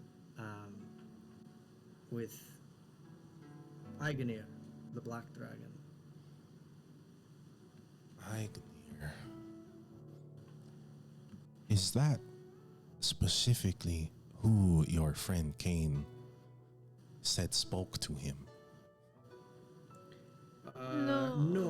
No. In fact, I do believe, that's a correction. Yeah, it wasn't Igonir, but Igonir wanted the orb, like he claimed it as his. Strange. I will say this, what we know of the orbs is that there was a trade from them to the giants. These orbs are merely chromatic in nature. And they did not belong to any dragons when they were traded.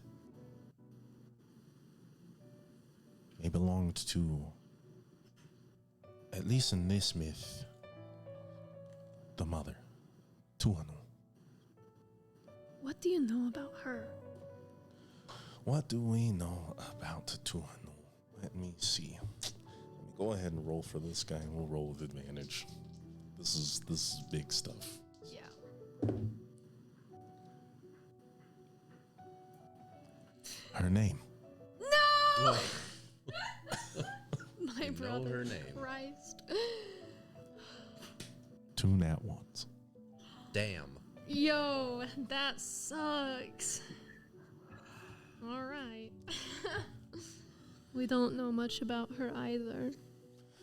I tried to glean whatever it was I could from the speaker. But he is an elusive one. Yeah. It makes me think that he does not know much himself. I don't think he does. That's the problem. Is they want these Have you met- orbs back. Have you met but the speaker? Yes, indeed I have. I have spoke with him many a time, usually trying to pry knowledge from him, but he says that she will not speak with me, or at least give me the answers that I seek. they want them to summon her back. And would that be such a bad thing? It might be because that's what Sen Kali wants.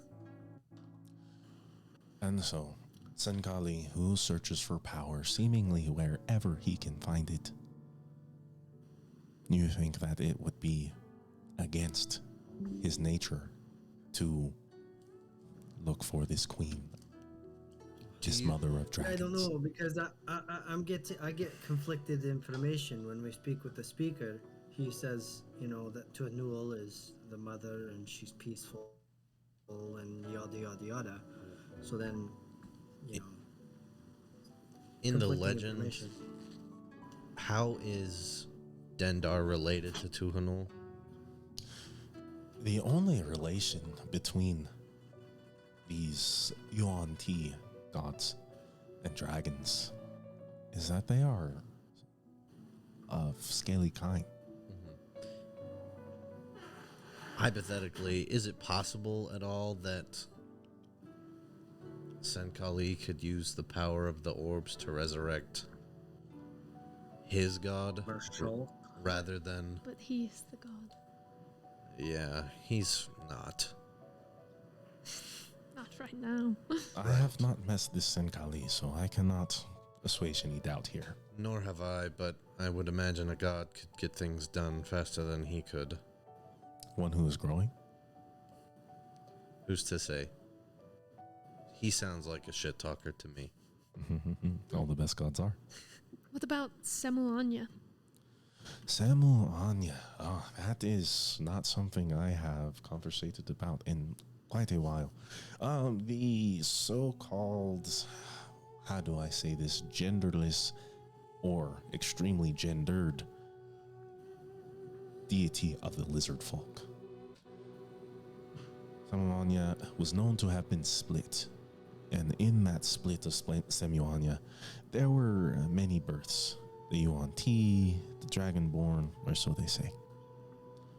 So, if we take lizard folklore here and say that one half, the male half of the Yuan Ti of Samuanya being the Dragonborn, and the feminine half being Semuanya, or maybe even flip that since we speak of Tuhanul, the mother of dragons, and this so-called Senkali, resurrected of Mershulk. If this is to be believed, quote unquote, if they were to combine, could they not become this Semuanya? I think that's what he's trying to do. That is a big try. Gods, at least in all the lore I find, are quite prideful. For two very distinct individuals to give up their bodies, even their souls, to each other, that cannot be done on a whim. That cannot be done on a hope. Not even a promise. Can it be forced? You would need indescribable power. Orbs. Well, I feel like the Perhaps. resurrection of the Mother of Dragons is pretty indescribable. Indeed. But that is the mother. You think that this same power could force her to bind herself to Senkali? I don't know, Yeah. but I'm sure he's got other plans up his sleeves. This will require further study as far as that goes. I'll be sure to peruse my tomes for anything that I can find. As far as this ideal and maybe preventing such, you will need to visit the tomb. Obviously, there is a power there that we are unaware of. I doubt that one of the orbs exists on Cholt. So, whatever it is that Senkali is looking for, unfortunately, there is the idea that it may provide him the means to merge with this draconic god. Yeah, that would be really bad. That's probably worst case scenario. Worst case scenario likelihood under 0.5%. I think you will be fine. However, the possibility is not none. Mm-hmm. What do you expect from theory alone? Yeah. Harrison. There's a scholar amongst us. Yeah. Okay. So we'll definitely have to do that. I was quoting the Oppenheimer trailer Oh. that I'm gonna go Man. see tomorrow. Oh, Okay. excited for you, dude. So yeah, then he's not gonna know. He just knows like big stuff, like general lore. So I think Generally. What's at the top of the spire? The top. what we're doing right now is opening that dialogue option, and it's what do you know about this? What do you know about this? What do you know? I will not stop you from exhausting this guy's dialogue options. He has a wealth of knowledge, and that's why you guys came. What do you know about Heaven Spire? The top of the spire is rumored to house the draconic citadel of Myrmidon.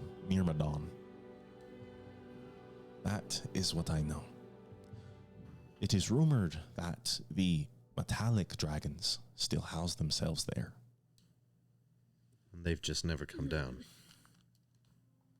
With what need? I suppose I don't know. There was a treaty after the Drag Creek, as the Vice Guardians are known to call it, which included the trade of the orbs of dragonkind to keep themselves separate from the land of mortals. We don't know anything about what's the difference between a metallic dragon and like a regular one? And do they have their own set of orbs? And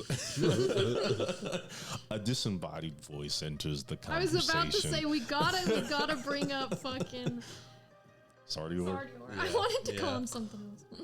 Excuse me, this is one of the many things that I may actually be able to answer. Hi there, sir. My name is Sardior. I am the king of the Dragonborn. I will make this quick for you. And Imagine this fucking batshit insane stuff happening. and Corbin sort of looks, his eyebrow raises. He has a very toothy smile. There's still a demon inside this man. So I take my bow off and I like set it down like this, like standing upright. Yeah. Yeah, you stand it upright as it faces towards the table, and you can see the gem that houses Sardior pulsing with his voice. And Corbin bows, a deeper bow than he's given any of you. So, the great Sardior stands before me. Oh, so dissected. He kind of looks at it. Indeed, I do. It is a charge I have for these three here to hopefully bring me whole, which I believe you can help me with as we search for another piece of myself, which is hopefully housed here in Molitushi. I will touch on that after you get through with your explanation here. And Sardior blinks almost happily. There are 3 types of dragons that exist. One such as myself, who carries the soul of gems. Many of us dawn the universe, not just Elbrun. Our powers, too great. What I can tell you is I am here, and they are elsewhere. Then the chromatic and metallic dragons. Very simple in division, as chromatic are the colors of chroma: red, blue, black, green, white, then metallic, silver, gold, bronze, copper. Easy enough. And that is all I know. Son of a bitch. Great, good information. Never would have figured that one out on my own. And Corbin laughs. Sardior, if you would allow me to pick up where you have left off. And he blinks in affirmation. There was known to be a war between the metallic and chromatic dragons. That war ended when the Drag Creek ended. Somehow they came to an agreement where they would house themselves in Myrmidon, or so they say. Some say that many of the chromatic dragons descended and were failed because they were separated from the magic of their home.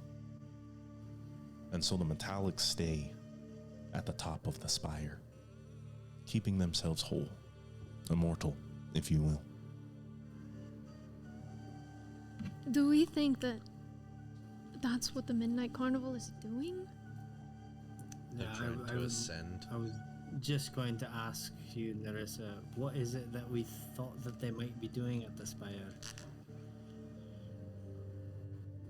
I suppose if we think of it from just the perspective that they're trying to bring all dragons back, it would behoove them to go up there and see if they can speak to these metallic ones. But it seems to me like they're more focused on gathering these orbs, but from what we heard from the speaker, they're only missing the blue and the white. Do we know where the white one is? So they're only missing the white. Yeah. No, we still got half the blue. Yeah, I guess that's true. Yeah, we do know where the white one is. Your brother has it. Or he knows where it is. It's in the Twilight Vale, right? Yeah. I think. Are you saying that? Yeah, sure, because I was going to ask him about it anyways. Okay. You are very interesting individuals. So, it is true that you tell me you seek these orbs of dragonkind. A quote-unquote nameless god who seems to have a connection to the Yatnar. And not only that, but the mythical Twilight Vale and the peak of Heaven Spire where no man has stepped. He kind of folds his arms and claps and exclaims wildly, "Consider yourself honorary members of the Humble Choir." Okay, cool. That's so funny. You exhaust enough dialogue options and you get an achievement and it's welcome to the club. It's proof I play a lot of Dark Souls. Yeah. So then I raise my empty glass and I say, so does that mean I can get another It is one? bottomless. And the servants Bottomless come now. up behind you and they fill it up. They provide you with a new, what is that called? We'll just call it a decanter. I know there's another word for it.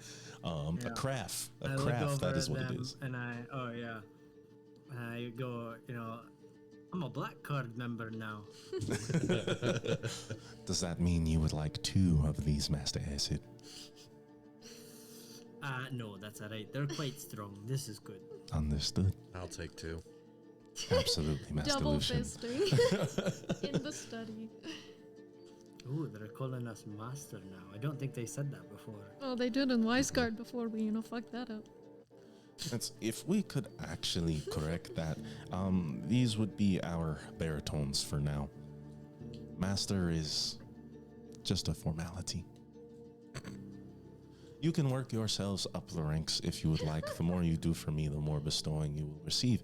I will make sure that before the end of our conversation here, or your dismissal from the Misty Pine Palace, provide you with some sort of blessing.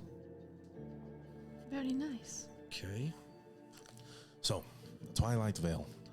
What is it that you want to know? What's inside? Supposedly, Lenaxis himself And that's the giant that they don't like. It is the Titan who attempted to slay Arthea. But why? Why would he do that? Why? As I have said before, gods are prideful. They do not like to share. Yeah, she slept with someone else. He was Right. upset, yes, about his father's and his mother's so-called infidelity. Oh, okay. And in time, he grew to take his father's side, attempting to kill his own mother. Whoa. What would be the reason for maybe the white orb being in there? It is the Jotnar who are supposed to have received the dragonkind orbs. So one of them to fall with them ensures that they can never be retrieved. Which must be a failsafe quite important to the giants.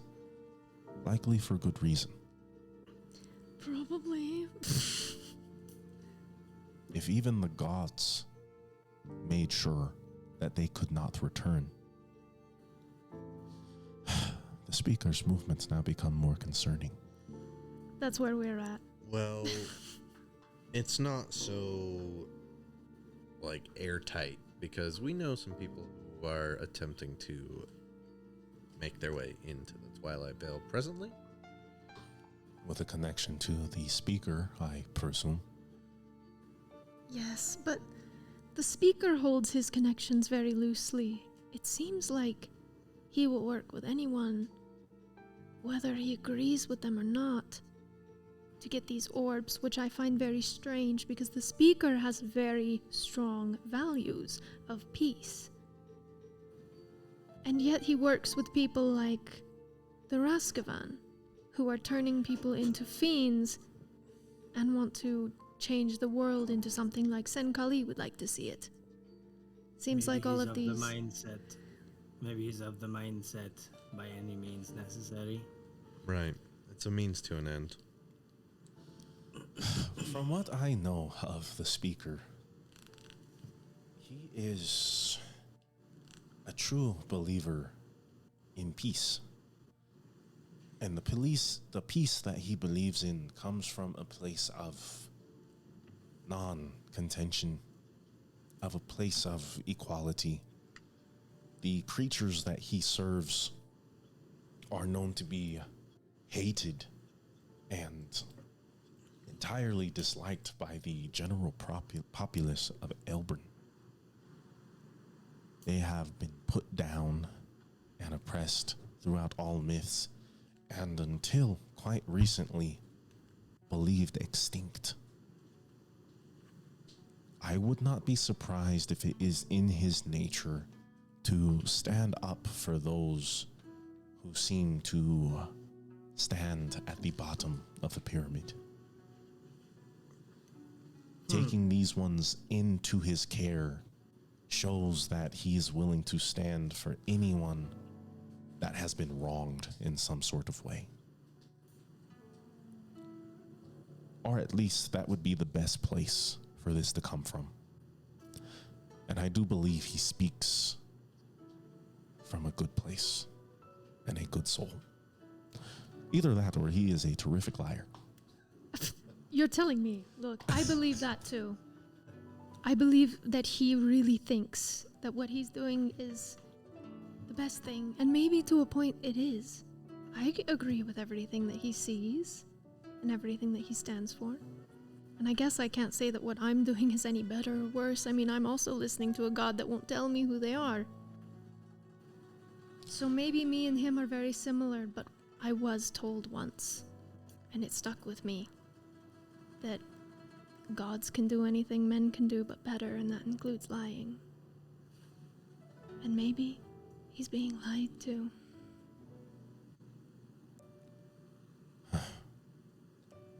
Unfortunately, that is a realization that the speaker will have to come to himself. For someone like you or myself to tell him that he should not trust and the mother he so covets. That would hurt him, and he may divide himself from us, seeing as that we are the same as everyone else who has spoken dragons out of existence. It's a hard thing to. It's a hard line to talk, to walk up one or the other. We haven't been able to really pick, and it's sort of got us in the situation we're in right now. But I still don't want to choose. So the best thing we can do right now is just figure all of this out. We need to find that blue orb. There's 2. It was split. It's the only one that was split for some reason. So, 2 fail-safes. The giants are smarter than believed. And one is still with Weisgard. The other was taken, and we have to find it. From the even more elusive Midnight Carnival. Their efforts are known continent-wide. They are very hard to find. Impressive. I roll my Almost as eyes. difficult as we are. Well, we found you. That's good. You were invited. Shh. Look, we have to Well, find then them. All we need to do is be invited. Hey, to meet. I kind of was. I know. So, we'll see. Well, It's not that I don't know. Corbin. Oh. I was gonna change the subject. No, I think. What else do we still need to talk about? Owasa. Yeah. Yeah, that's what I was gonna change the subject to. So I'll do that. So, any ideas on how we can get my friend here her voice back? And he looks over at Uwasa and begins to sign. Ersid, you immediately understand he's asking, well, how did you lose your voice? And she begins to tell the story about how she was traipsing throughout the Wandering Wood, leaving her village, and being spoken to by some sort of presumed archfey. An archfey. And at this, Lucian and Ersid, you both notice Maud, who has been simply sitting quietly and letting things go and travel on, has become quite interested in the conversation. She was next on my list. And Maud sort of stands up. Roll initiative. Don't leave this evil music on. Oh, An goodness. archfey, you say? Oh no. And the only place you can find one of them is the Feywild, correct? And Corbin sort of stands up. I am going to have to ask you all to deal with this, if you would please. What? And you see as Maud begins to grow in shape, her hair loosening wildly, turning an icy white as a trill shiver takes hold of the study, everything being coated in ice. And at that moment, you see Corbin freeze still. You all are frozen as a powerful blue light begins to glow from her throat, her face contorting into that of almost a beak-like nose, warts coating it, her eyes, her eyebrows draping down past her face. An archfey is also what I am looking for. You're looking to become. So you will come with me. As all turns black, you see behind you colors of the rainbow passing through you as if you are passing through a tunnel made of ribbons until you find yourself in a frosty forest. entirely covered in snow, white as far as the eye can see. A home, almost like that of an igloo, built into the trees. As Maud begins to walk forward. You will help me, and I will help the little one find her voice. Welcome to the Feywild. Yes. But also, I fucking told you. I really thought that Aaron was really just gonna give us a normal ass NPC. I don't know why I thought that. I don't know why I thought that. And with that, we're going to close up for the night. Thanks for joining us today. Had a lot of fun, got a lot of info, and we'll see you guys on Monday. Enjoy your weekends. Great. Oh my god. As we were fucking getting transformed, Lucian just slowly turned I his know. head